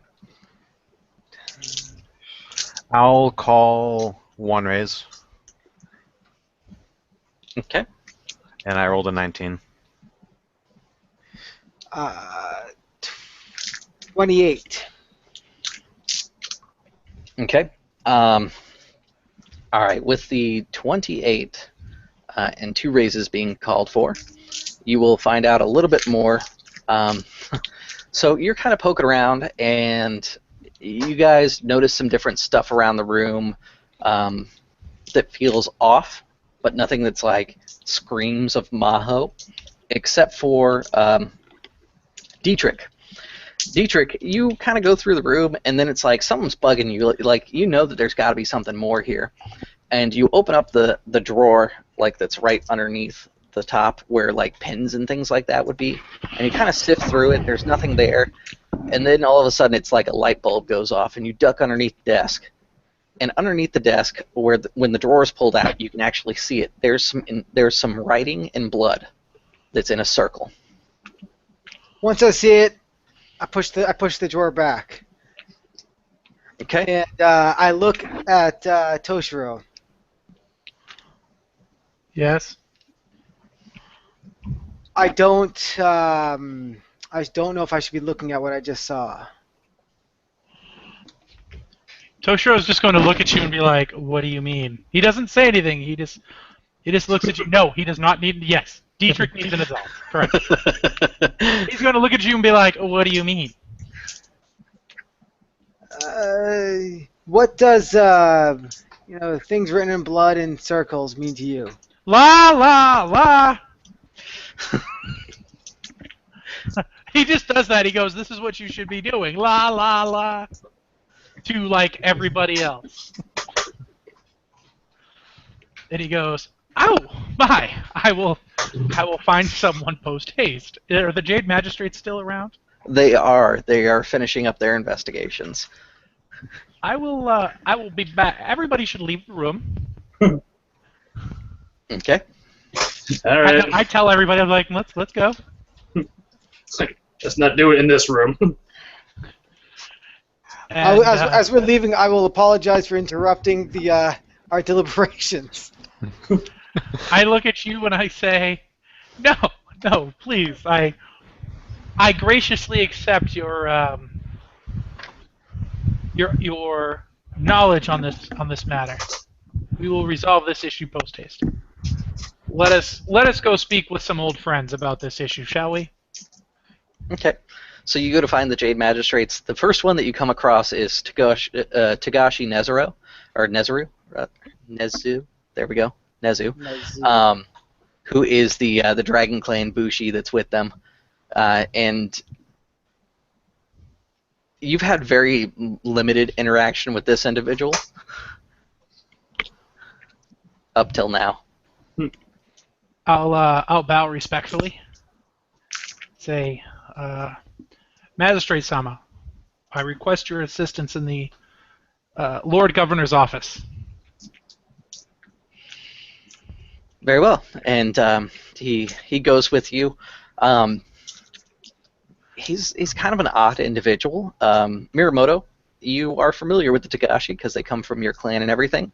Mm-hmm. They are known for being aloof and kind of strange. The whole time he's walking with you, he's humming a children's song. I see nothing wrong with this. It's perfectly normal. I was gonna say you maybe don't feel weird about this. The rest of you, it is kind of creepy. Okay. It's like he's humming like "Twinkle Twinkle Little Star" as he walks with you. Hmm. I'll walk over to the Lord Governor's desk and I'll just begin meaningless conversation with this aloof fool, and then I'll drop something underneath the desk, and I'll be like, "Oh, excuse me, I've dropped X. Would you mind retrieving it for me?" Okay. In the most obvious way possible. He kneels down to get it. Do you open the drawer so he can see what's hidden by the drawer when it's closed? Yes.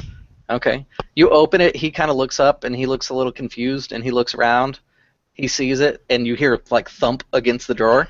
I close the drawer. Thank you for retrieving that object for me.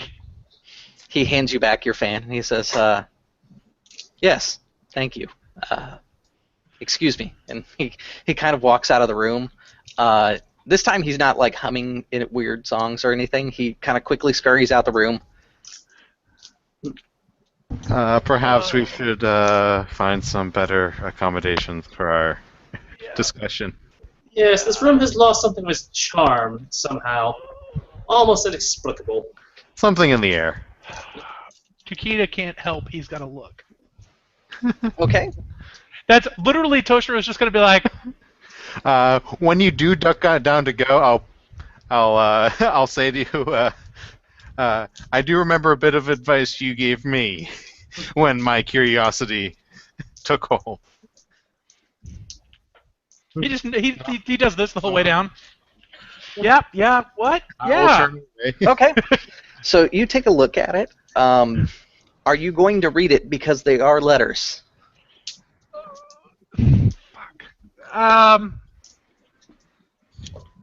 So You have training, so I will ask you before I tell you that what you read. Your body says no, but your heart says yes.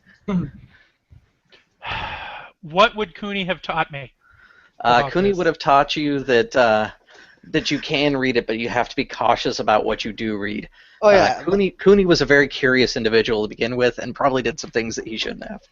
Cooney totally would have told you, read it if you think you can get away with it. I'll read it. Okay. Do you think? So Mostly, so for the record, the reason I read it is mostly because I need to know if there's a Maho spell going on that's going to destroy these peace talks, number one. And number two, if the Lord Governor's cousin or brother, whomever it is that's taking over, I think it was if- the cousin. if this is going to be something that's going to affect him as well. Like, I know that they know it, but the So- Dragon Clan has that propensity to be a little aloof, and I don't want him to be like, I need to go tell people. Ooh, squirrel. So, Yep. So it does stand the chance to infect him because it is Maho. The words that you read are sucker, you're infected. no. It is Haha, you're tainted now. gateway to truth. Do I have any reference? So there are. It's quite rare, but there are ways to teleport as far as magic's concerned. And typically those are referred to as gateways commonly. Truth. Isn't that the name of a city around here? There is a City of Truth.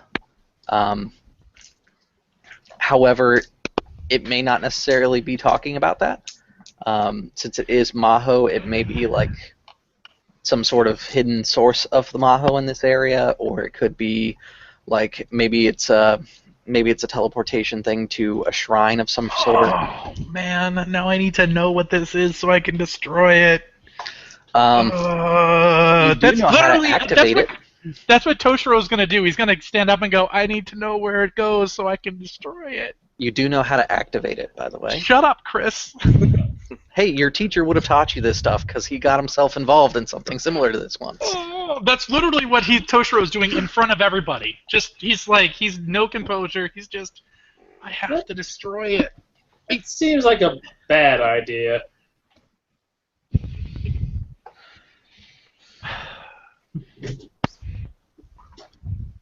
Finding out where it goes, he doesn't fully understand the full, what you're talking about is good and all, but doing,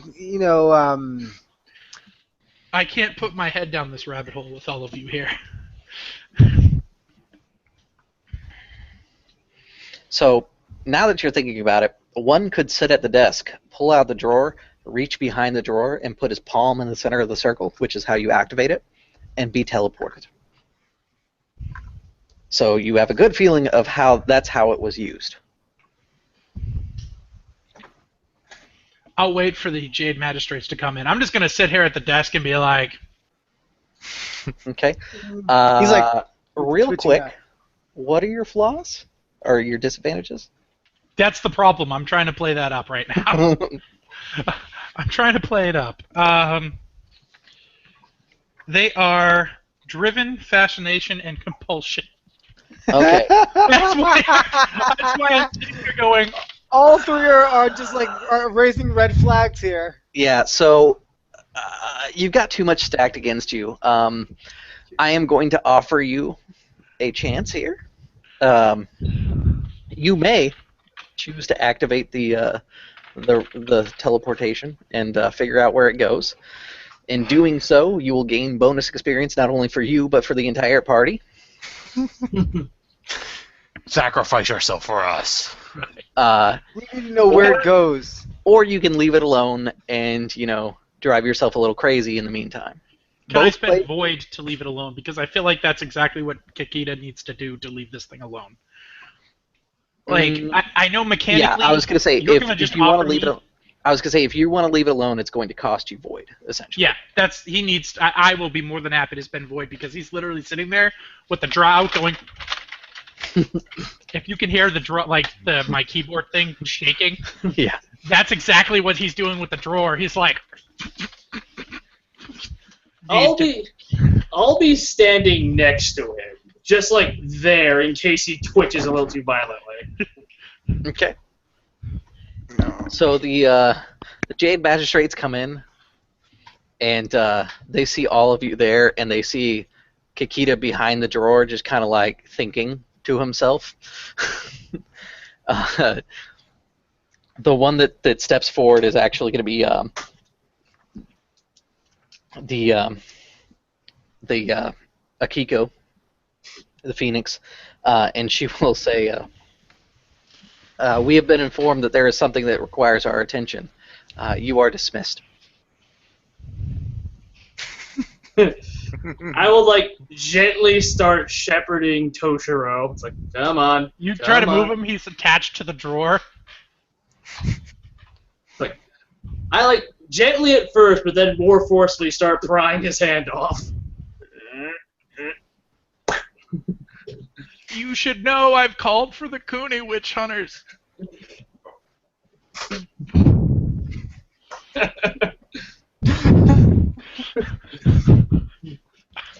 That's great.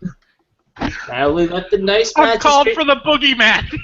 Yep. You alert them that you have called for the Kuni Witch Hunters. This seems like something in their purview. Akoto, the male, will say, good. Their attention is required to this matter. I believe it is outside of our purview and experiences.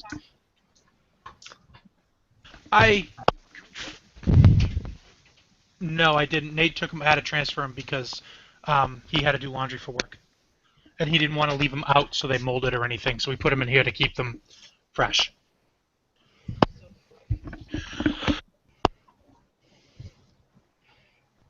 Okay. So So- Toshiro's having a stroke. So, yeah, you guys can easily find another room. Sorry, I was muted. Can you hear me? Yes. You were not Okay. muted. No, I was. It said my thing said I was muted. Yeah, it was. Toshiro's going to say, I think I know what this does. And then he's going to bite his tongue, realizing that he keeps letting them know, them and the party, that he knows more about Maho than he's letting on, and more than he should. We will inspect it. It's a teleportation spell. Look.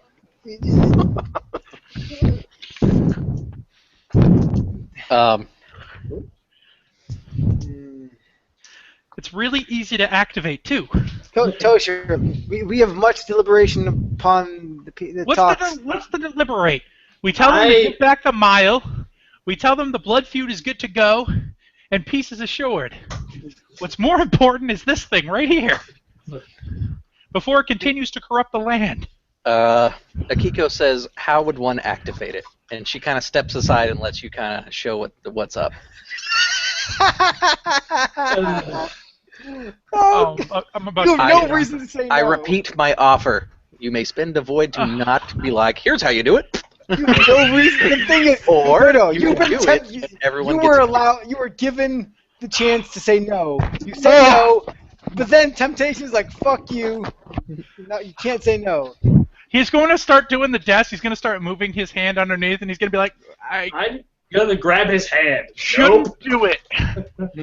You put your palm to it, and I will spend the void with Marimoto holding my hand and going, you put your palm to it, and it teleports you somewhere. I guess a shrine or something in the area. But that shrine has to be destroyed, and this may be the only way to find it. So, Chris, Komori. I'm gonna put my hand on it. Yes. Can I use my other hand to grab him? It was the magic word. Yes, you can. You absolutely can. I'm going to kick him away because I'm sitting in the chair. Komori's going to move quick, and he's going to get to it. Miramoto will grab onto him like, no, you don't. Komori will hit it, and all three of you will be teleported. Oh, you God damn it. At least I'm not going by myself. You are now in the office with a bunch of Jade Magistrates that are like,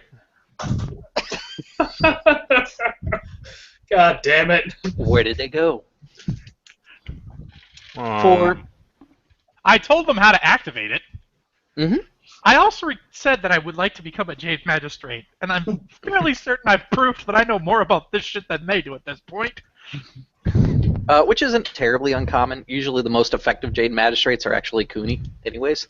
So, are the Jade Magistrates looking to follow? They're kind of looking at each other. They don't seem like they've made a decision yet. However, your friends are gone. If you want to go after them, you absolutely can. You know exactly how. You saw it happen. Well, I told you guys how to do it too, and Komori's like, oh, really? That's it? So, what would happen to the peace discussions if all the Shikin disappeared? They would be put on hold until it was determined if you were alive or dead.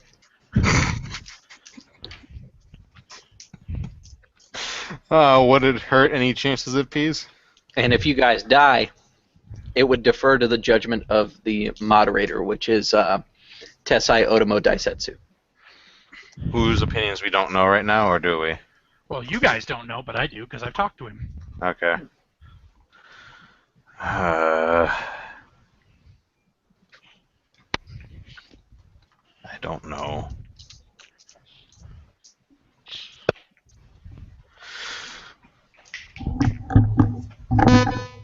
Sorry, my headset's being weird. Give me a second. Okay. I don't know whether I come after you guys or try to do my sworn duty. Would do all the Shikin need to be there for the thing to happen, or How do you explain us going missing is more the question. exactly? I know. That's what I'm getting after. There we go. Go ahead. So, we should have all of the Shikin there for this, right? Yeah, it would be weird if you came back alone. Yeah. And you'd probably have to explain it, which would be even worse. So, guys, the rest of my friends, they touched something, some weird, blood circle thing and teleported. So this matter seems to the Jade Magistrates. It would appear that the peace talks have been put on hold. If you would excuse me, I would like to make sure my fellow Shikin do not die, and therefore do not fulfill their duty. Before they even really get a chance to react to you, because like they're talking to each other, and then you say that, and then they like catch what you're talking about towards the end. And they look at you, and you're like, "So later." You touch the circle. All right. So first off, you all take one more point of taint. The one more checkbox there. Mm-hmm. You're welcome. Dick. That's part of the circle. Sorry. Hey, man. No, not you, Komori. No one should have mentioned a shrine. That's what I was about to tell you. They said the magic word there. Mm-hmm. So Komori, Hi. you were gonna come out of there like ready to go kind of deal. because they said the magic word. Everybody else, you're going to kind of come out of this and you're going to hit the ground a little shaky because you weren't ready for it. But when you guys kind of catch your bearings after a few seconds, Seed comes through. There's kind of this hallway through this old building that looks wore out and musty, like the wood is decrepit. There's some spider webs and things like that hanging. This looks like it used to be actually a really nice house or something, maybe a tea house. Kaji's gonna take in like a deep breath. The area behind you has been caved in, so there's the only way you have to go is forward. Unless you look at the wall, there is another teleportation circle that probably will take you back to the office. Probably. Does the word restraint mean nothing to you? As he says that, I start moving forward. Okay. Tommy, There are slider doors that are closed. Are you just like winging them open as you go down the hallway? No, I open up, I look around, and I actually look at my surroundings as I go into a new place. Oh, wait. What was your character's name again? Sorry. You can't say my name. You can't tell me to wait. Yes, I just realized I didn't have my banner up either. It's because I'm Gaijin. I got it. Yeah. This isn't because you're Gaijin, it's because you're an idiot. Wait, the hallways are heavily trapped. And you know this how?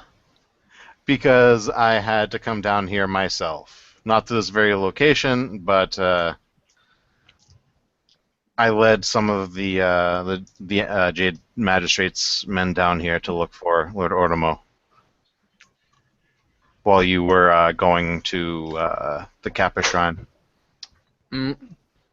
This is not the internals of the castle that are heavily trapped. Oh. This is something entirely different. Oh, I thought that we sort of discovered It kind of looks like you're in either a really nice house or possibly like a tea house. Like the part of the building has caved in behind you, and that's where the teleportation circle will come back. Okay. Come back is. In my head, in Komori's head, he already knows where he is. Mm-hmm. He's in the ruins of the old city. Okay, I thought that the tunnels from before were sort of an entryway to. No, they don't. They don't lead to the. Okay, then never mind. Okay. Exactly. Yeah. So. Yeah, so you go down the hallway, and there's finally, at the end of the hallway, there's nothing in the rooms that you open up. They appear to be like bedrooms and things like that. Yeah. There's a double slider. Excuse me. And you open it, and inside is these candles that are lit in a circle that are a crimson color. There's an engraving into the floor of stone because it looks like you've exited the building. Mm-hmm. There's a woman that has been chained down to the ground wearing a black kimono. She appears to be blindfolded and passed out. It looks like her wrists are bleeding really badly, and it's pooling up underneath her, and it's flowing to this circle that's been engraved around her.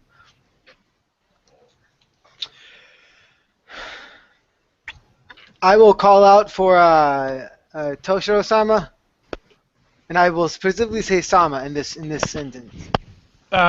Yes. You come through the door and you see everything bad that your master ever tried to tell you about. A woman being drained of her blood to fuel Maho. I look at her. I pretty sure I know what it is, but I make sure to look at her mons. She's definitely got Bat Clan mons. Toshiro, you know that someone who's being used for blood magic against their will is not necessarily tainted. They can be saved. They just need to get out of there before they get drained to death, basically.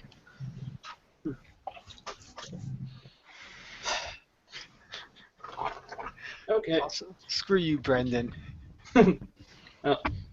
I see at this point Kaji will eventually wander in, muttering under his breath angrily. Hold on. Do I hear him coming in? Uh-huh. I'm just going to put my hand up by his eyes and be like, don't look. Oh, yeah, cover his eyes, not mine. Well, you were the first one in. Staring. Kaji will, pause, just Is this the sort of thing meant to help my sensibilities or help my soul? Yes to both. So I was gonna say soul, but when you know, I see Kaji get blocked out of the room, I'll approach him. Maybe we should gain a bearing on our location while they take care of their business. Okay. So, Yes, we need an The- older adult. Who is the oldest adult in the vicinity? I don't know your Yeah. ages off the top of my head, so it's kind of hard to say that. Yeah. 19 here. I was going to say Ron Maru, who's chained up, is 19, so she's definitely not the oldest. She's not gonna help us anyway. She's Might be me, actually. I'm 21. Jeez, grandfather. yeah, Jesus, dude. So I am the adult in this situation. So I'm 23. Oh, okay. Oh, you guys go to kind of get your bearings. You were definitely inside like the shrine, like an underground situation. But the streets and stuff like that have been caved in, and this area is very isolated. It looks like the only way in or out is that teleportation circle. Oh, wonderful. I'm sure that's not having a negative You also effect. find all sorts of things scrawled in blood along the walls, No! stones. I don't look at that. You guys My are eyes are smart enough focused. by now to not read those things, but you definitely recognize that that's what it is. It's writing in blood. Yep. I will look at the architecture to see if I can understand what things look like in Anything to get Toshi his Rambo. eyes. If I can see like maybe what time period it is, like any information I can get from that. And as he's doing that, he's like this. I'm not looking at the blood stuff. I'm not looking at the blood stuff. I'm not looking at the blood stuff. Oh, hey, look at that molding. I do need an engineering check. That is great crown molding right there. Yep. What type of check is this again? Look at those trusses. Engineering. Okay. Those are some beautiful trusses. If you have architecture as your focus, you can use that, Okay. or emphasis rather. Yay! I get to use intelligence. There hasn't been a lot of that today. That 51. There we go. 51. All right. Yo, man, you know all about that crown You molding. you unfortunately didn't call for raises, but what you did get, need to remind me that raises exist when I do rolls because I don't need to remind you. In fact, in the rules, I'm not supposed I to know. remind you. You're supposed to remind yourself. You know that it is not human design. Can I make another knowledge check off of that, knowing it isn't human? Tangent. Only if you tell me what you're looking for, what type of race you think it might have been, which you don't get from your first roll. Can I make a knowledge check for races that might have built underground here? Nope. I'm gonna need you to just tell me what you're gonna go with, and then Because roll I an don't know engineering. I don't personally know any of the history stuff. Naga. Just go with Naga. I was gonna say there's Naga, Nezumi, Oni, ogres, goblins. Most of that stuff is bad, just to let you know. I mean, Kenku. I'll go with Nezumi, I guess. What type Okay. of knowledge is that going to be?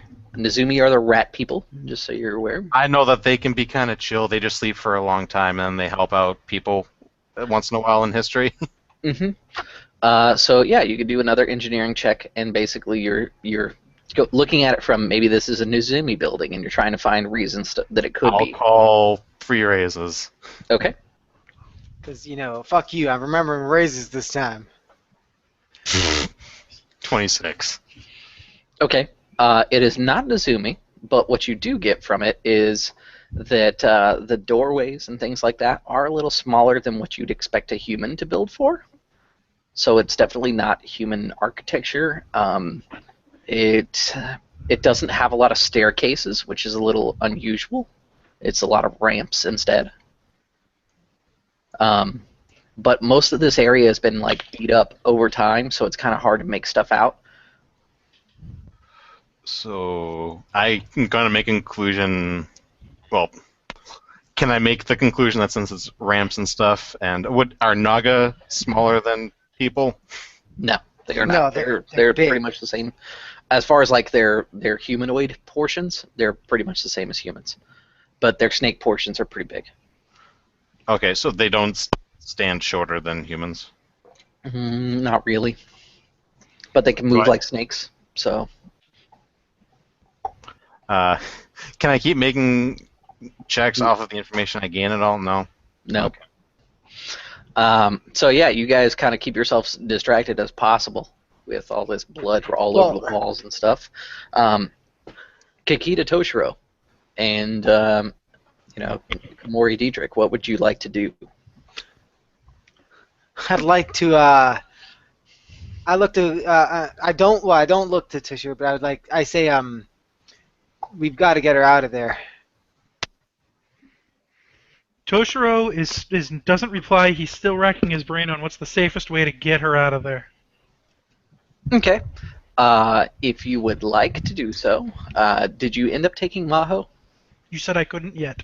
Not yet. Okay, perfect. However, I do have the experience that I can if you will let me. No, I will not at the moment, but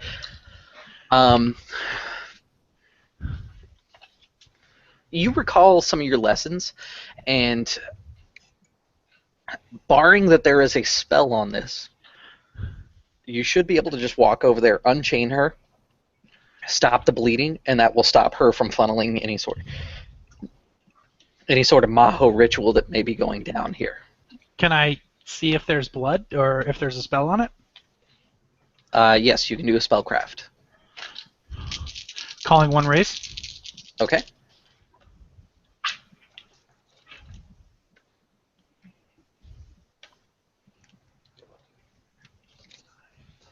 $38.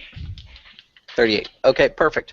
So you take a look, and there does seem to be a spell on this setup here. However, it's a barrier. It's something that you could get past. It will require you to kind of basically make a save going through it in kind of meta terms to be able to push through the barrier. Okay. I'll look at Komori and I'll say, is there any way you can get a hold of the Jade Magistrates? If you are inquiring about my clan's ability to... Yes, your fabled ability to talk long distances. Do you have that ability to communicate with the Jade Magistrates upstairs? She does. I do not. Please step out of the room. Tell Muramoto to strike me down if I come out and I don't seem proper.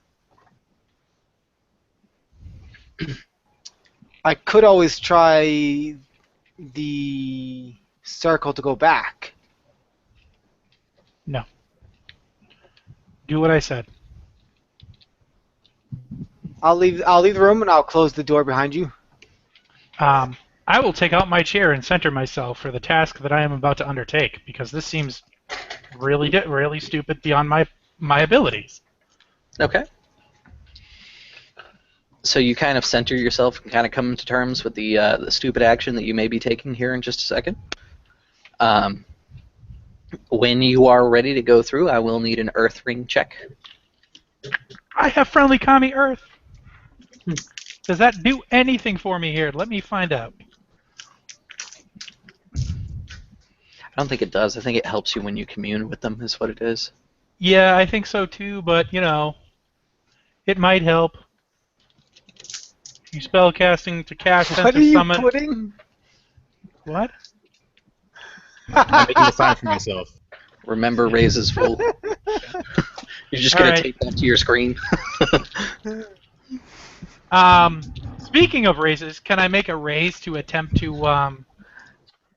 not get taint here? Yeah, you can. Okay. It's not to not get tainted. It's more like you can attempt to do a raise to try and get past the barrier, and with a raise, it's going to do more than just simply walking through the barrier. It's Earth Ring, keep Earth Ring? Mm-hmm. Okay, so I'm going for one raise.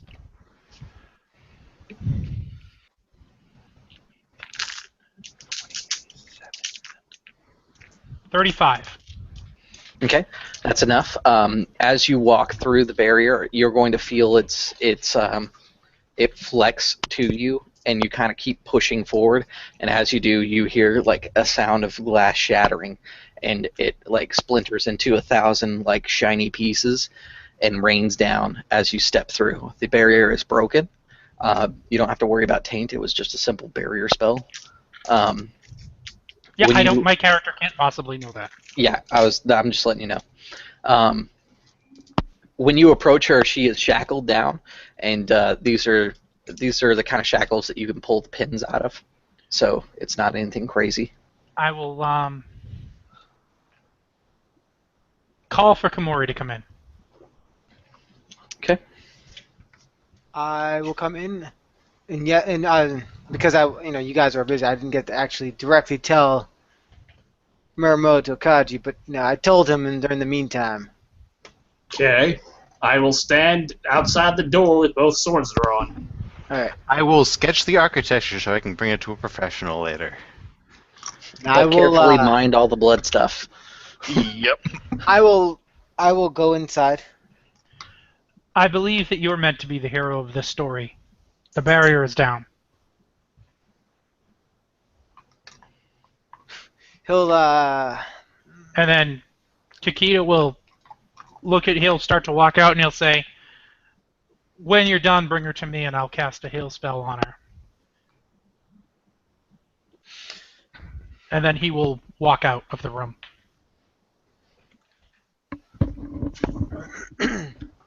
I'll go over to her and unchain her. Okay. When you go to unchain her, you feel something move on your back. It's something that nobody here has noticed, but out of your sleeve comes a little bat. And it like crawls over on top of her, and it like kind of nips at her cheeks until she finally wakes up. You recognize the bat to be Abun, her actual pet bat. You don't know how it got in your kimono, but it must have done it when you were in the restaurant. I And feel where like it's been hiding, because you've changed since then.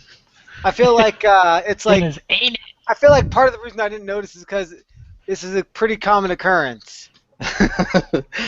It's not terribly uncommon for your clan to have bats in their clothing. It is sadly true. No, so as she wakes up, I'll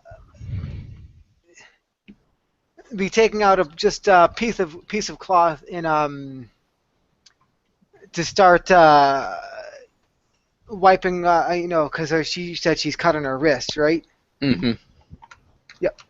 Just wipe away the dirty blood because I don't have enough cloth to essentially clean up to actually stop Yeah. it. And Toshiro already said he would heal her anyways. Yeah, I so know- you undo the manacles and you kind of wipe away the dirt and stuff from the wounds, and you Yeah. can carry her out. She's too weak to walk, so you will have to carry her out. Yes, I will do so. As I'm cleaning her up, I will introduce myself because this is the first time we've actually met. Mm-hmm.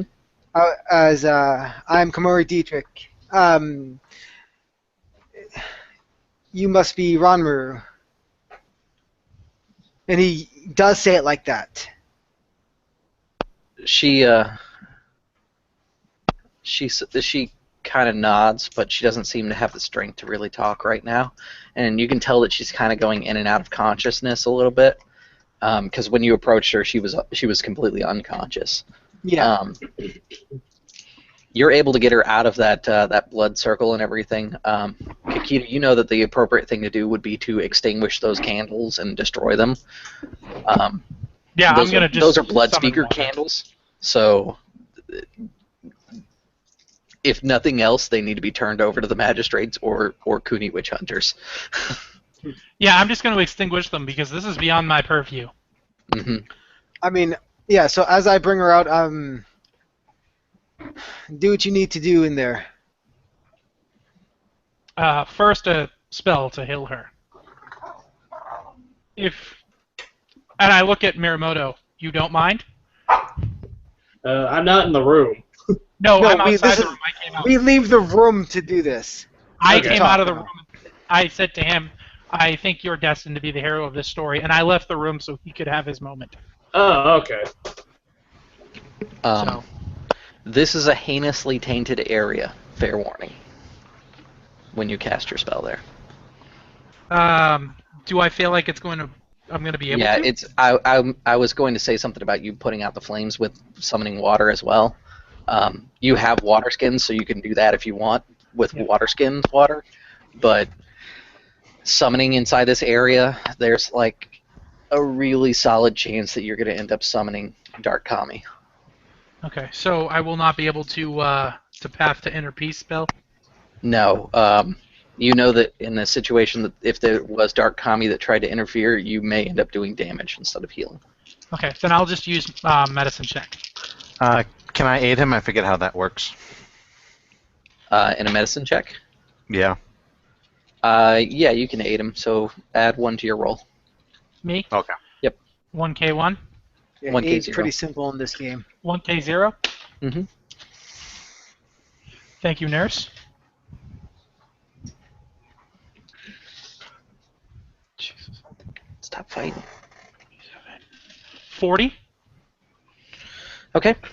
So you clean up the wounds and kind of patch her up as best you can with kind of limited means right now.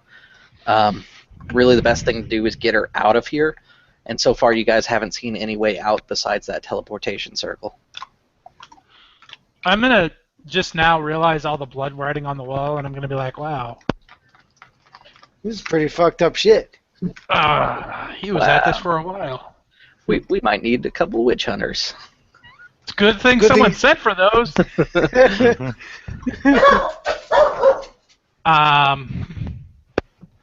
I'm going to heed my master's words and carefully read what is said so that I may inform the magistrates and the witch hunters of what the true extent of this is.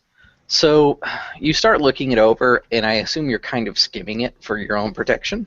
Yeah, pretty much. You get the feel. You get that these are Maho spells, like straight up teaching anybody who wants to come down here and read how to do Maho. I mean, that's nice of him, helping out, the next in line. You're not even sure if he's the one that started writing these spells. He may have stumbled upon them, to be honest. It's like a school. A that's terrible, nice. terrible school. I mean, a school. Is it just spells? Spells, instructions about how to make stuff like blood candles. Pretty much You what you find, the yeah, standard. it is basically Hey, Maho it's for the dummies. It's the standard Maho starters kit. Yeah, basically. How old is the blood? Quite And old. now I'm going to look around and go, Fast Times at Maho High, yes. Now I'm going to look around and kind of go, I wonder who built this place. Or Shadowlands, because that's the one I'm going to come to. The blood is quite old. Lore Shadowlands, Lore Shugenja, Mhm. Lore Spirit Realms. Who can I determine? Let's go with Shadowlands. Call or raise. Yes, I call a raise. Just one? Just one.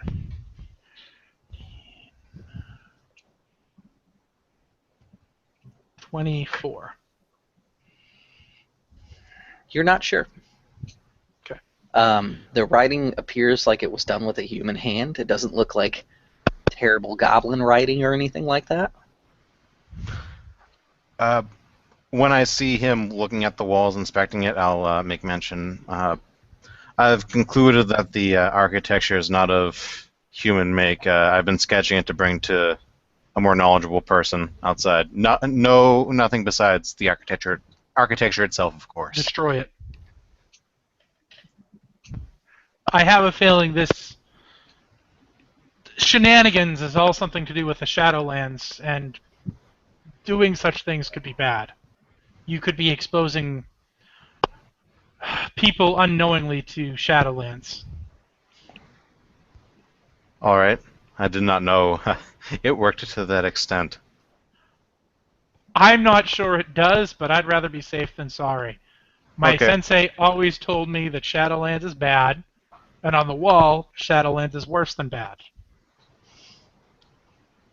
In fact, I'm probably going to see my sensei and hit him a few times for not teaching me what to do. Would describing it to someone have the same effect? But Okay. let I'll us destroy wait it. till we get to the wall. Discuss this with my sensei and other people who are more knowledgeable about this than I. Because he looks around to everybody in the party. To be honest, I'm a little out of my area. Okay. I'll destroy it. Thank you. Okay, so this is the first time it's been brought up to you guys, but seeing as you've dealt with a lot of Shadowlands stuff, or at least blood magic recently, going to see an expert, and especially from the Cooney family, since you have a contact, is not necessarily a bad idea for all of you, because you all pretty much realize at this point you are going to need Jade Pearl Tea. I have some. Is there anything left of our jade amulets? They were a little black last time. If you go to check them, not really. They're still working, but they're working in overdrive. Like, you're seeing them turn black. I think it is time to go. You don't think? Quick, fast, and in a hurry. Which way out? The, Not through magic- the portal. It's Up. caved in on all sides. If you would like to make an investigation check to see if there are other ways out, you may do so. I would do the investigate check, but I have to make sure this girl does not get hurt anymore. I at some point had to roll poorly, and it just happened. 13. Investigate. With a raise. Oh no, I'm 4K3. Hold on. 13, 18. Okay. I declare a raise on my investigate.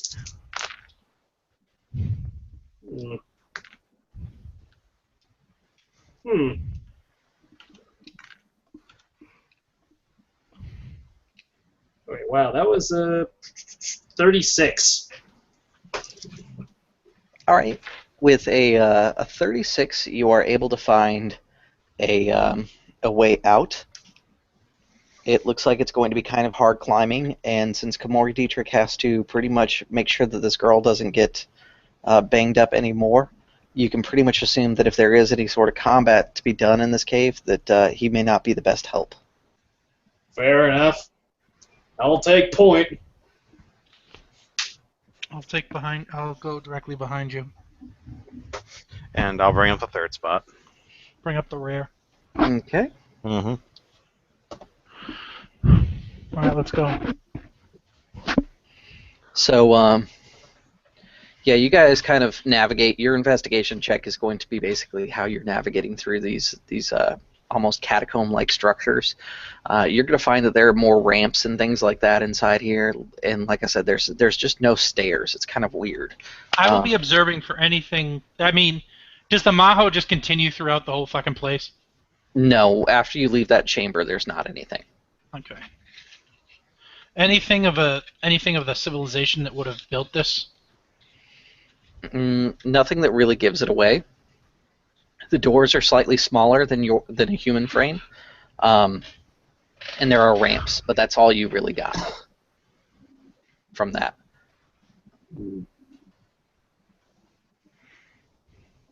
I don't know why goblins wouldn't have used stairs if it was goblins. Maybe it wasn't goblins. That's why I was thinking Naga, but they're not smaller.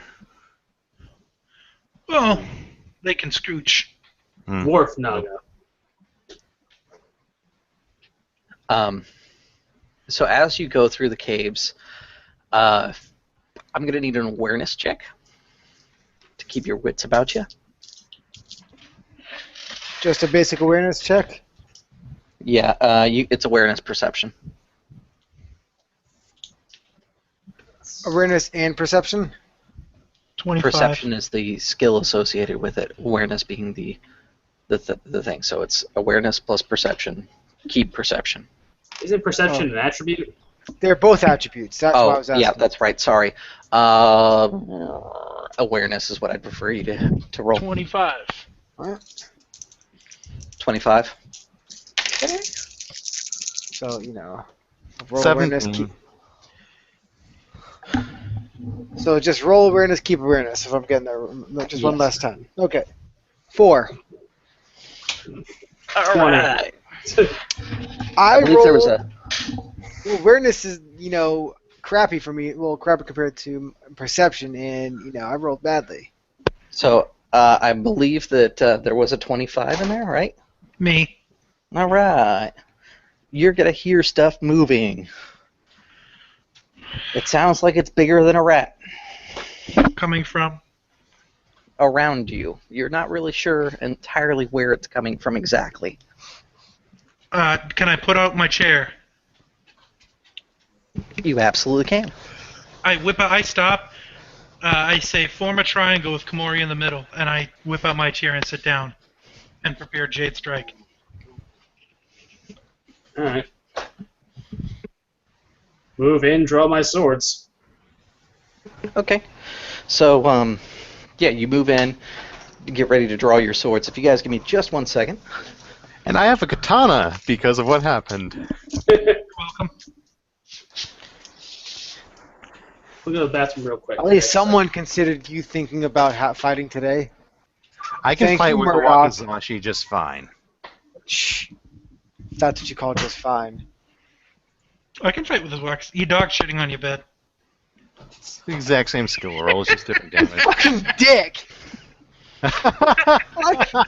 Did he really? No. No! But he's like, I was like, because I freaked out and like looked behind me, and he's like, whoa, and, like nothing happened. Like, oh, fuck you. His dog did not shit on his bed. I just thought it was hilarious with the dog behind him in the picture. Both my dogs. All right, so I am pulling something up here. Yeah, the dog's like poking his head up like, what happened? I didn't do nothing. No, that's Jack. He's not doing that. There was the dog in the camera sitting on the bed. You can tell with a good glance that he wasn't pooping on the bed, but it kind of looked like he was. So I wanted to F with Jeremy.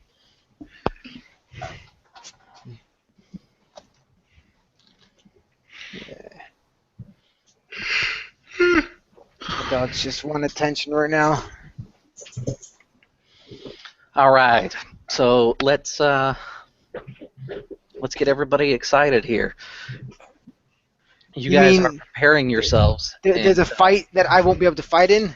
That's what I'm Yes. designed for? Yes, that is exactly what's happening. But remember this, right? If there's uneven terrain, I'm good. Yeah, actually, it is uneven terrain here. My chair wobbles. Your chair is like slightly askew. It's not quite level. Oh, I hate that. Like it's not enough to where it's like noticeably askew either. It's like you only notice it when you sit down and you're like, oh, it's just a little off. This is why you gotta bring around a book with you just to adjust it too. Like bring Is around there a couple any paper or matchbooks. something around here? No. Damn it. So, yeah, you hear the like scraping sounds, and in come these creatures that have these porcelain masks with just eye holes in them, and they kind of come shambling out, reaching their arms forward.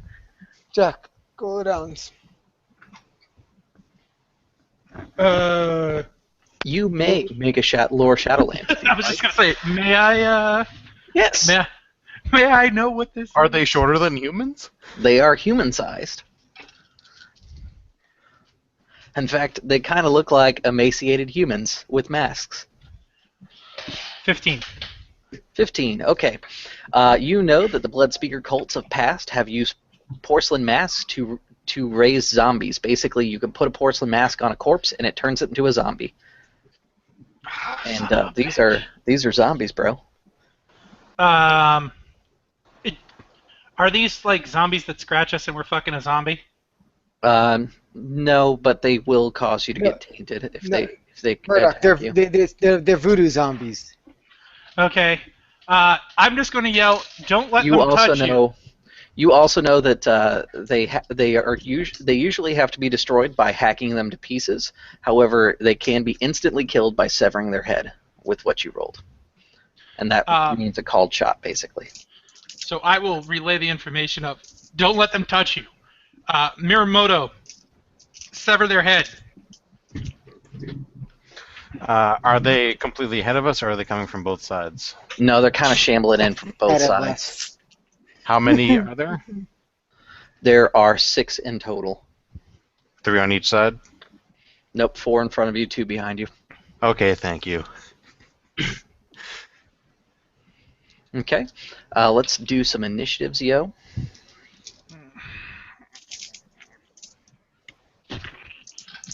I forget. What do I roll for that? Should be on your sheet. Yeah. Oh, okay. I thought it Yeah. was a derived thing that wasn't there.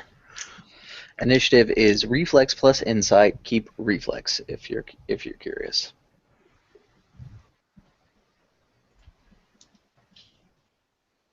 Another good D10. So these porcelain masked ones are considered blasphemous because the mask can be put on anyone. So honorable warriors that were just buried can have this porcelain mask thrown on them and get turned into zombies unwillingly. Do I know if Jade Strike will work on these cocksuckers? It absolutely would. It's undead, so your Jade Strike will work because they are tainted as well.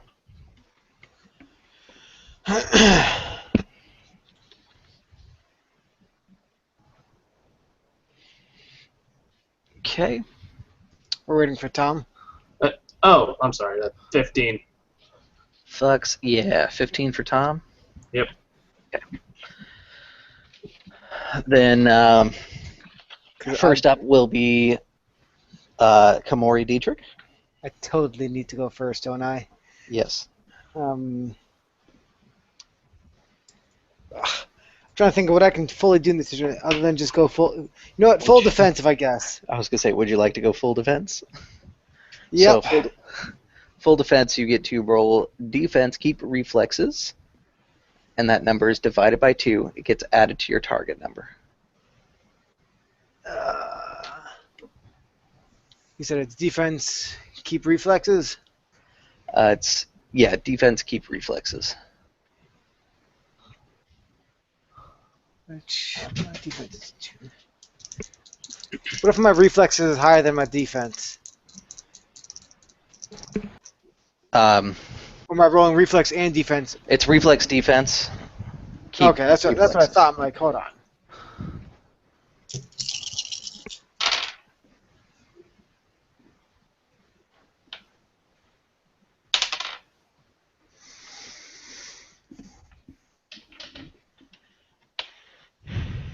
$34.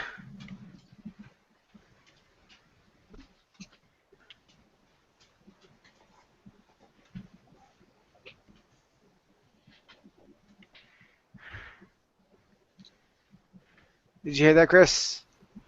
Yeah, sorry, I accidentally muted myself. So 34, you divide that by 2, so 17 plus your original target number is now your new target number to be hit. All right. My normal TN is 25 Okay? plus 17. 17.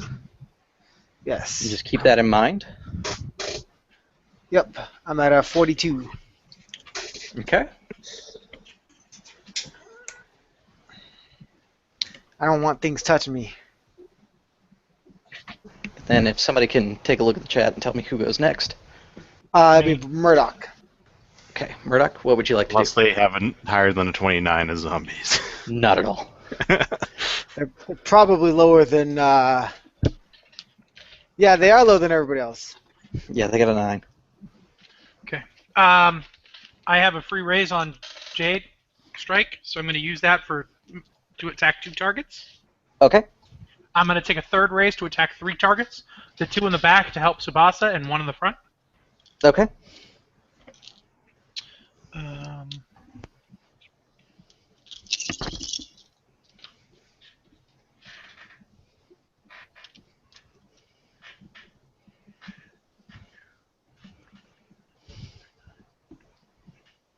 $42. Okay, that's definitely going to hit. Would you like to describe how it goes down, or would you like me to describe it? He's just going to put his finger in the air, and he's going to say, "Watch your heads," and then Jade is going to shoot out from his hand, and then a single piece of Jade will come out from his hands, float in the air, and then shoot the 3 targets, and then the jade, when it's finished, will crumble away up at the top. Okay. And go ahead and tell me how much damage that does to each target. Mm.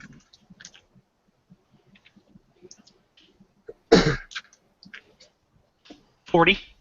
40. Okay. You see them get hit. They kind of reel back, and they kind of they get hit, but they keep coming. You know from your experiences at the wall, zombies are kind of hard to kill. Like, they're not particularly damaging, except when they come in big clumps of them, because they're hard to kill and they will slowly wear you down, kind of deal. Which is They win exactly by what they're going to attrition. do if I keep doing that shit. Mm-hmm. So after that, Toshiro's like, that was the big spell I got. Okay. So next up is going to be Brendan. Brendan, who... Okay. I'll go into a defensive stance. Because you can't attack in full defensive, right? You cannot. No. Okay. You can be I'll defensive. go defensive. What do I roll for So that your again? defense rank plus your air ring gets added to your target number. Okay.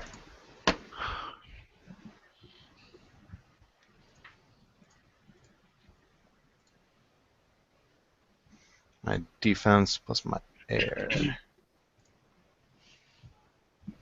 Keep air ring, you said? No, you don't need to roll anything. Oh. It is your defense rank plus your air rating. Oh, okay. Ring. Got it. Ring. So it's +5, so my TN's 20. Okay. And I will make an attack roll with 1 raise for extra damage on the one that got damaged by Toshiro. 3 of them got damaged by me. Oh, okay. Yeah. Both Well, of you those- said you There's got one in of them front on my that got end. damaged. Yeah, there's one in front that got damaged. Yeah. The 2 in the back got damaged as well. Okay. So I'll go for one of them. One of the only 2 in the two of them. back. There's Yep. only 2 of them in the back. Right. Yeah, That's that's what I'm fine. saying. I'm going to go for one That's of those fine. two. Go ahead. Okay. With my katana. So 6.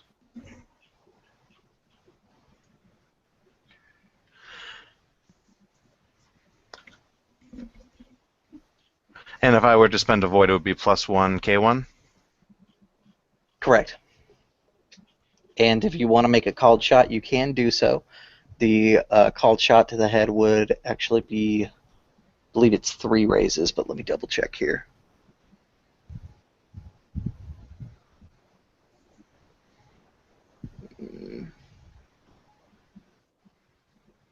Yeah, it is 3. I was Yeah, just 3. looking at them. And that's just insta-kill with these guys? If you do enough damage, it can kill them instantly. I hate to be that guy, but I don't think we can actually do 3 raises. Aren't our raises capped by our void? Oh, yeah. Yes, they are. So I So- cannot. Yeah, we gotta do this the old-fashioned way. Okay. I'm going to, yeah, I'll do, let's see, I'm rolling 2 dice. No. I'll spend a void on the attack. Okay. So I'm rolling 7, K3. With 1 raise for damage. Okay.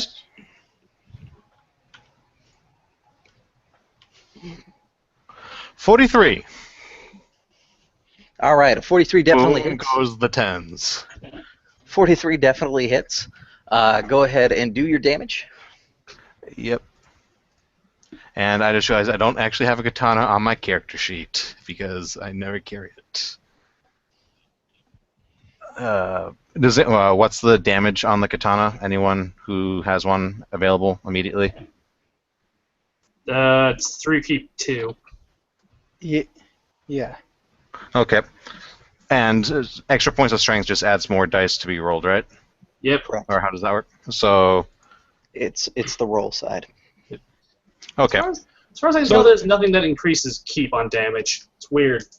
Right. There is when your roll becomes higher than 10. For every 2 above 10 it goes, you get 1 keep.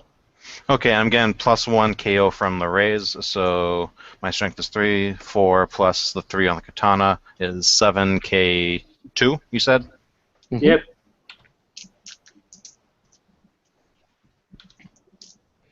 17. 17. Okay. You cut into this zombie, and it takes the damage, and it looks like it's reeling back to come after you next. Okay. And then it is their turn. So this one will actually go ahead and attack you, the one that you hit, and it will be. My mouse wants to work here.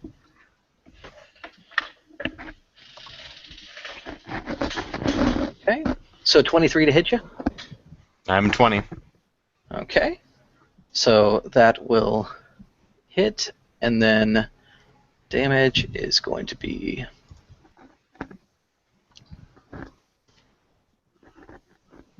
9 points of damage. Okay. The second one is also going to come up and attack you. It's going to be 22 to hit, which will land, and then 8 points of damage for that one. I will also need a earth test.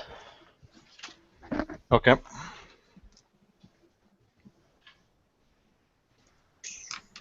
A single one?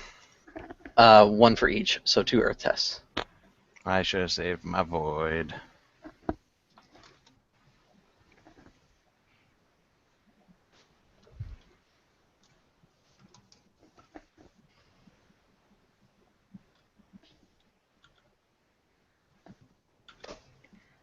$16. 16? Okay. You'll pass that one. And I'll spend my second void on the other one. Okay. 11. Okay. That one you will pass as well. Okay, the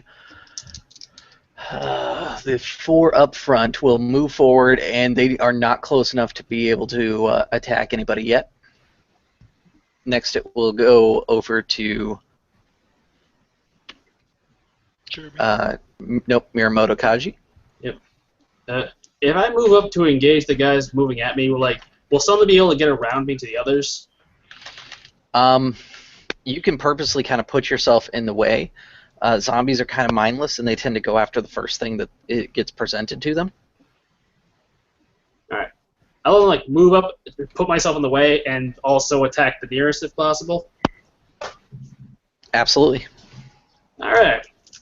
I'm just gonna go at the nearest and go, whatcha! Do I want to try something tricky? I mean, I guess I could target a limb, although I don't know if that'll do me any The good. head, destroy the head, you were told. I can't Sever the head. I can't get enough raises to do that. You could you could put raises towards doing extra damage. Yeah, that's true. All right, so 2 raises to extra damage. Okay. So Kenjutsu. And that's going to get you an extra roll on your damage if you hit. You can also take the full attack stance, which I assume you are since you didn't say anything about defensive, which gets you roll 1, keep 1 on your attack rolls. Or sorry, you can just do your attack right now. If you go full attack, Yes. you get roll 1, keep 1, but your target number to be hit decreases by 10. Yeah, I don't really want to swarm, so I'm going to keep the normal attack right now. Okay. Alright, and I have left the kernel, so we should re-roll these.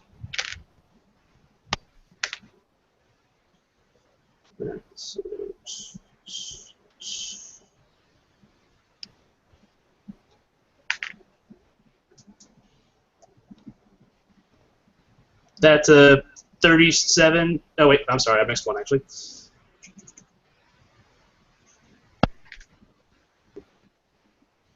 Oh, wow. That's 42 to hit. Definitely hits. Sweet. So that's 2. It's another 2.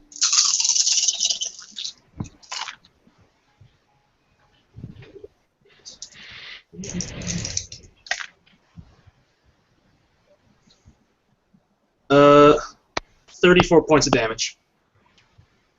Okay. And you were attacking the one that got targeted by Kikita earlier, correct? Sure. Okay.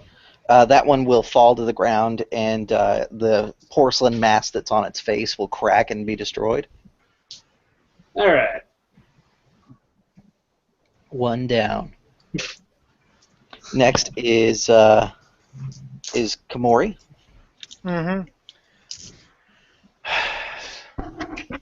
Would you like I'm to gonna keep- maintain your full defensive? Yes. Okay. Want me to You roll can just again? or is it- maintain it. You don't need to re-roll unless you choose to re-roll. No, I did pretty good before. Okay. Next is Kikita. Okay, I will attempt 3 raises again. Okay. I get a free one free raise, and so I'm actually using 2 raises, 2 legit raises. Right. Nice.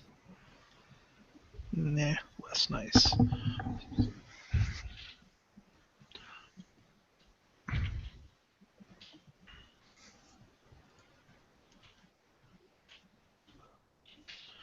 $39.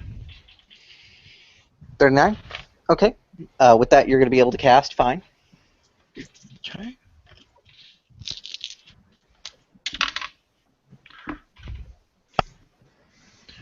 Let's see.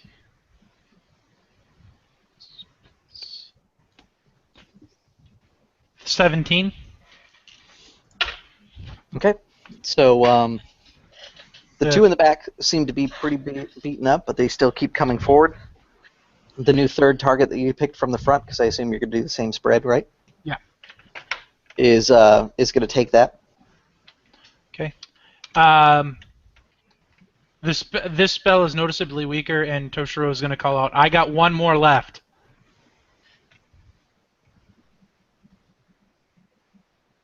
Okay. Yeah, we'll leave it there for now. For next up would be C. What would you like to do? Yep, I will continue with defensive stance. And you said they both look really beat up. Yeah, they do. I'll go for if either of them looks worse off, I'll go for that one, and I'll make an attack. The one you hit last time looks worse off out of the two. Mm-hmm. So 6.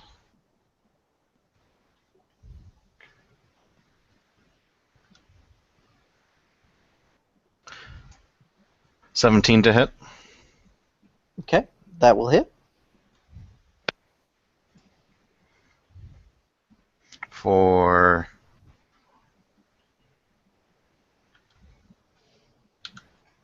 16 damage. Okay, that one will crumble. So you've got 4 left, 1 in the back, 3 in the front. Next up is going to be them. The other one that's next to you is going to go ahead and start trying to lash out at you. Which is Please don't roll a 10 a third time, zombie. a 19 to hit you, which sounds like it's going to miss you if I remember your numbers right. Yep. By Okay. 1. And the ones in the front are actually going to move in on Miyamoto now. So let's go with first one here. That's going to be 28 to hit you. It's Jesus Christ. He does 27 points of damage because he's a beast apparently. I think these ones so much better. He That was a single exploded. die that exploded twice. All right. The second one to attack you gets a 12. Misses. Okay. And an 18 for the third one to attack you. Misses. Okay. That's all 3 of them. Then next will be your turn. All right. Let's fuck him up. The one that hit you is the one that got Jade Striked last turn. Perfect. Well, bam! Double raise for damage. Okay.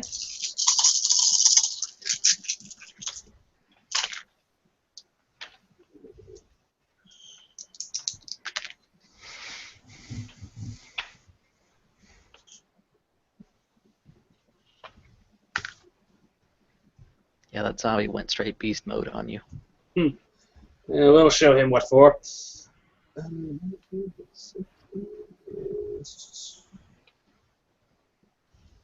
35 to hit. Okay. With a 35, he'll hit. And Alright. have your raises, so you're fine there.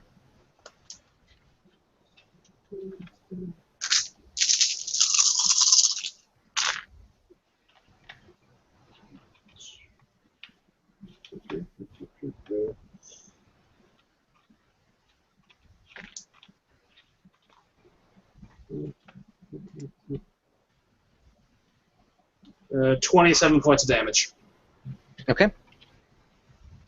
This one you hit it, and it basically takes the brunt of your attack, and it doesn't seem phased by it, really. Son of a bitch.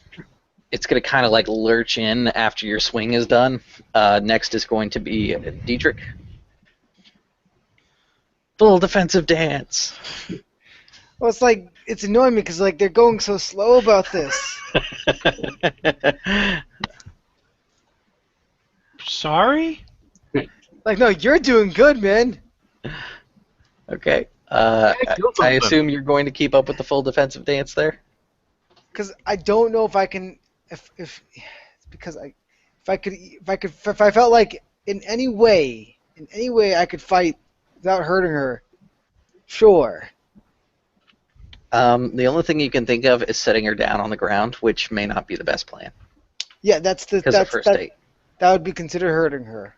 Mm-hmm. If you want to try and fight without hurting her, I will allow you to do so, but you need to do 2 raises. And it's going to be unarmed attacks only, because you're kicking people. You know I'm trained in that shit like really good, right? Yeah, I'm giving you options, man. I'm literally trained in jiu-jitsu. But he already stated that they're going for their head. Well, he stated to Kaji that they're going for the head's best choice, and that's not the easiest, which only kicks. Well, if you were to try and target the head, you would actually need 5 raises to target the head and not hurt her, I believe. which you can't do. I believe the appropriate response is, "Ain't nobody got time for that." I'm gonna stick to full defensive for now Okay. and see where things go. Okay. Because, Next up. yeah. Next up is Kikita. Same as before. Jade Strikey. Yum.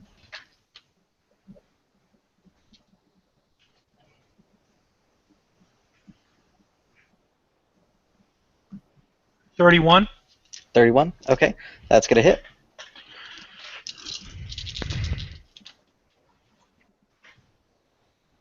Triple eights and then a 7. So 8, 16, 24, 31. Mm-hmm. Okay. The one in the back will die. Sorry, there's 2 left in the back, wasn't there? There Oh, are. I killed one of them. Oh, yeah, that's right. There's 1 left in the back. So So then 1 and the then one in the back will die.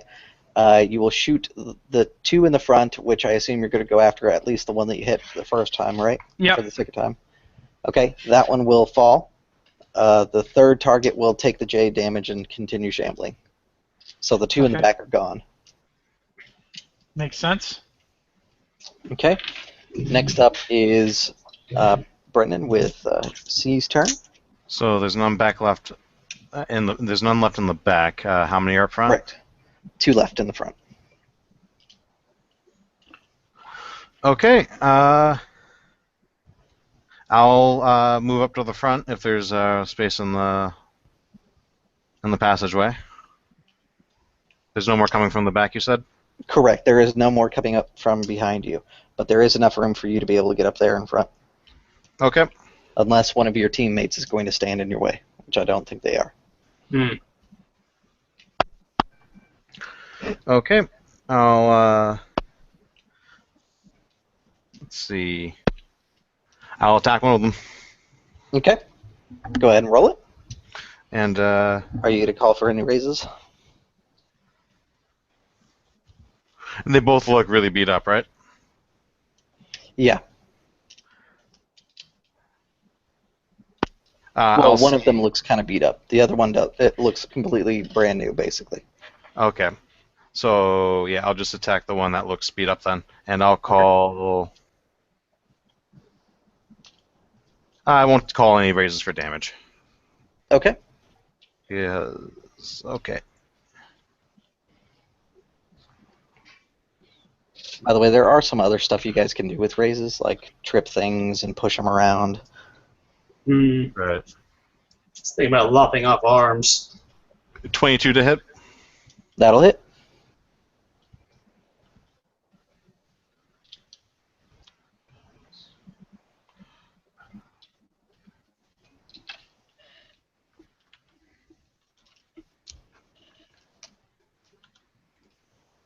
$17 damage. I'm nothing if not consistent, I guess.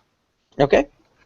So you kind of slice into this zombie, and it again just doesn't care. It's lurching forward.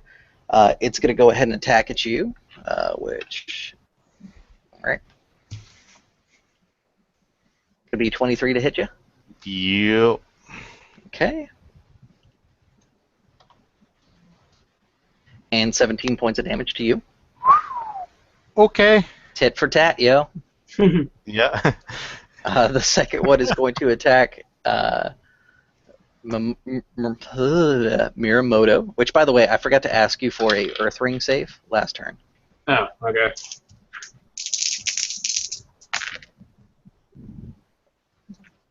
Mm, 20. Okay, that will succeed. Does 19 hit you? No. Okay. Then it's going to kind of like swing towards your face, and you're going to kind of lean back to get out of that way. Next is your turn. Alright, I'm gonna finish off the weakened one. Okay. Again, double raise for double damage. Well, not double, you know what I mean.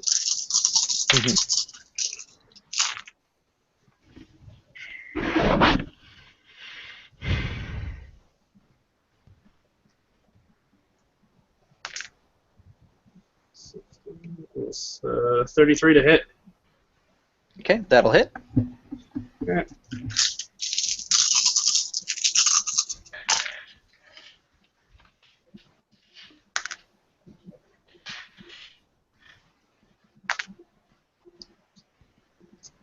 $27 points of damage. Okay. That one will actually fall underneath your strike. Again, when it hits the ground, the porcelain mask cracks and breaks. There's All right. one left.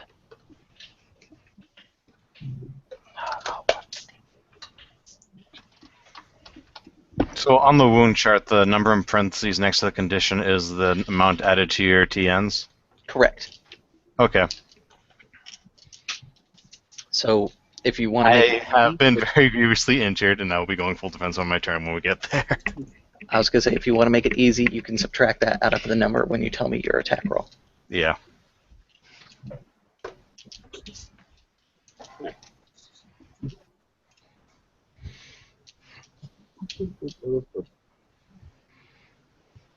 Alright, so back to Jeremy, I guess. Correct. Back to Jeremy. There's one left. If you want to kick it in the head, just saying. It's only 5 raises, which you can't do.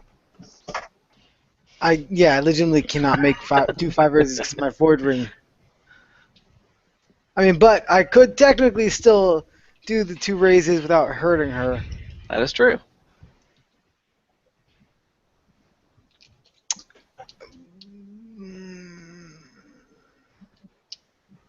But I'm not gonna take the chance. Okay. So defensive dance. But yeah, I'll just stay defensive dance again. Okay. Kikita.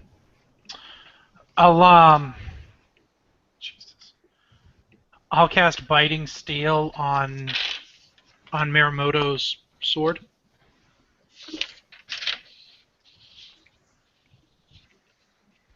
Okay. Let's see.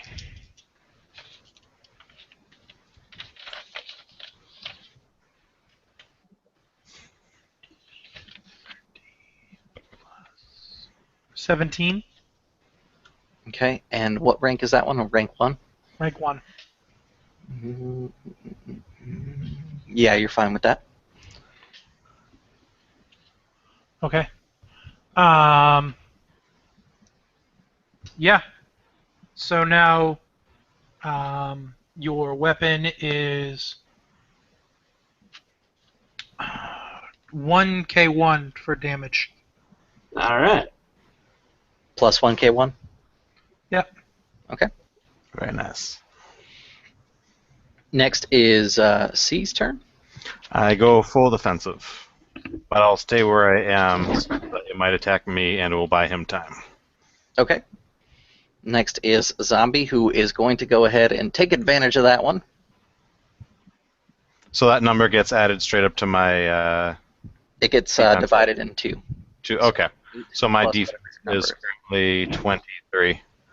23. Oh. It missed. I daringly. It goes in to like slash at you, and you just like kind of shift your shoulder over and just kind of like barely make it a glancing blow to where it doesn't do anything to you. Next up is Miramoto. Sup. Pow.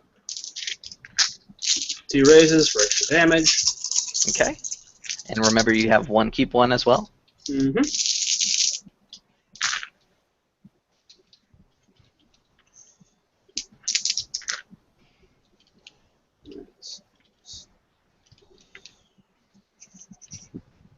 That's 25 to hit. That'll hit. All right. Damage.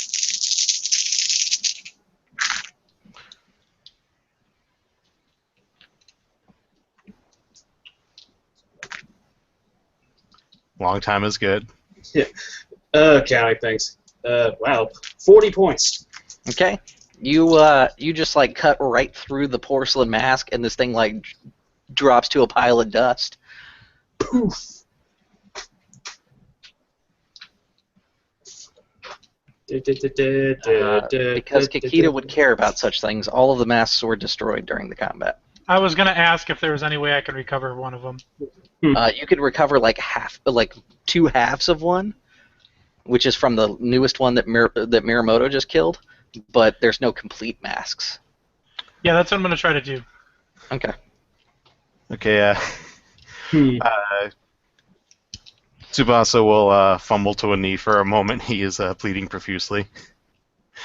He was 2 hit points away from going out. Okay. We are past our original expected time, so I am going to go ahead and say that this is going to be the end of it. I would like to do, however, a little cutscene. Yay!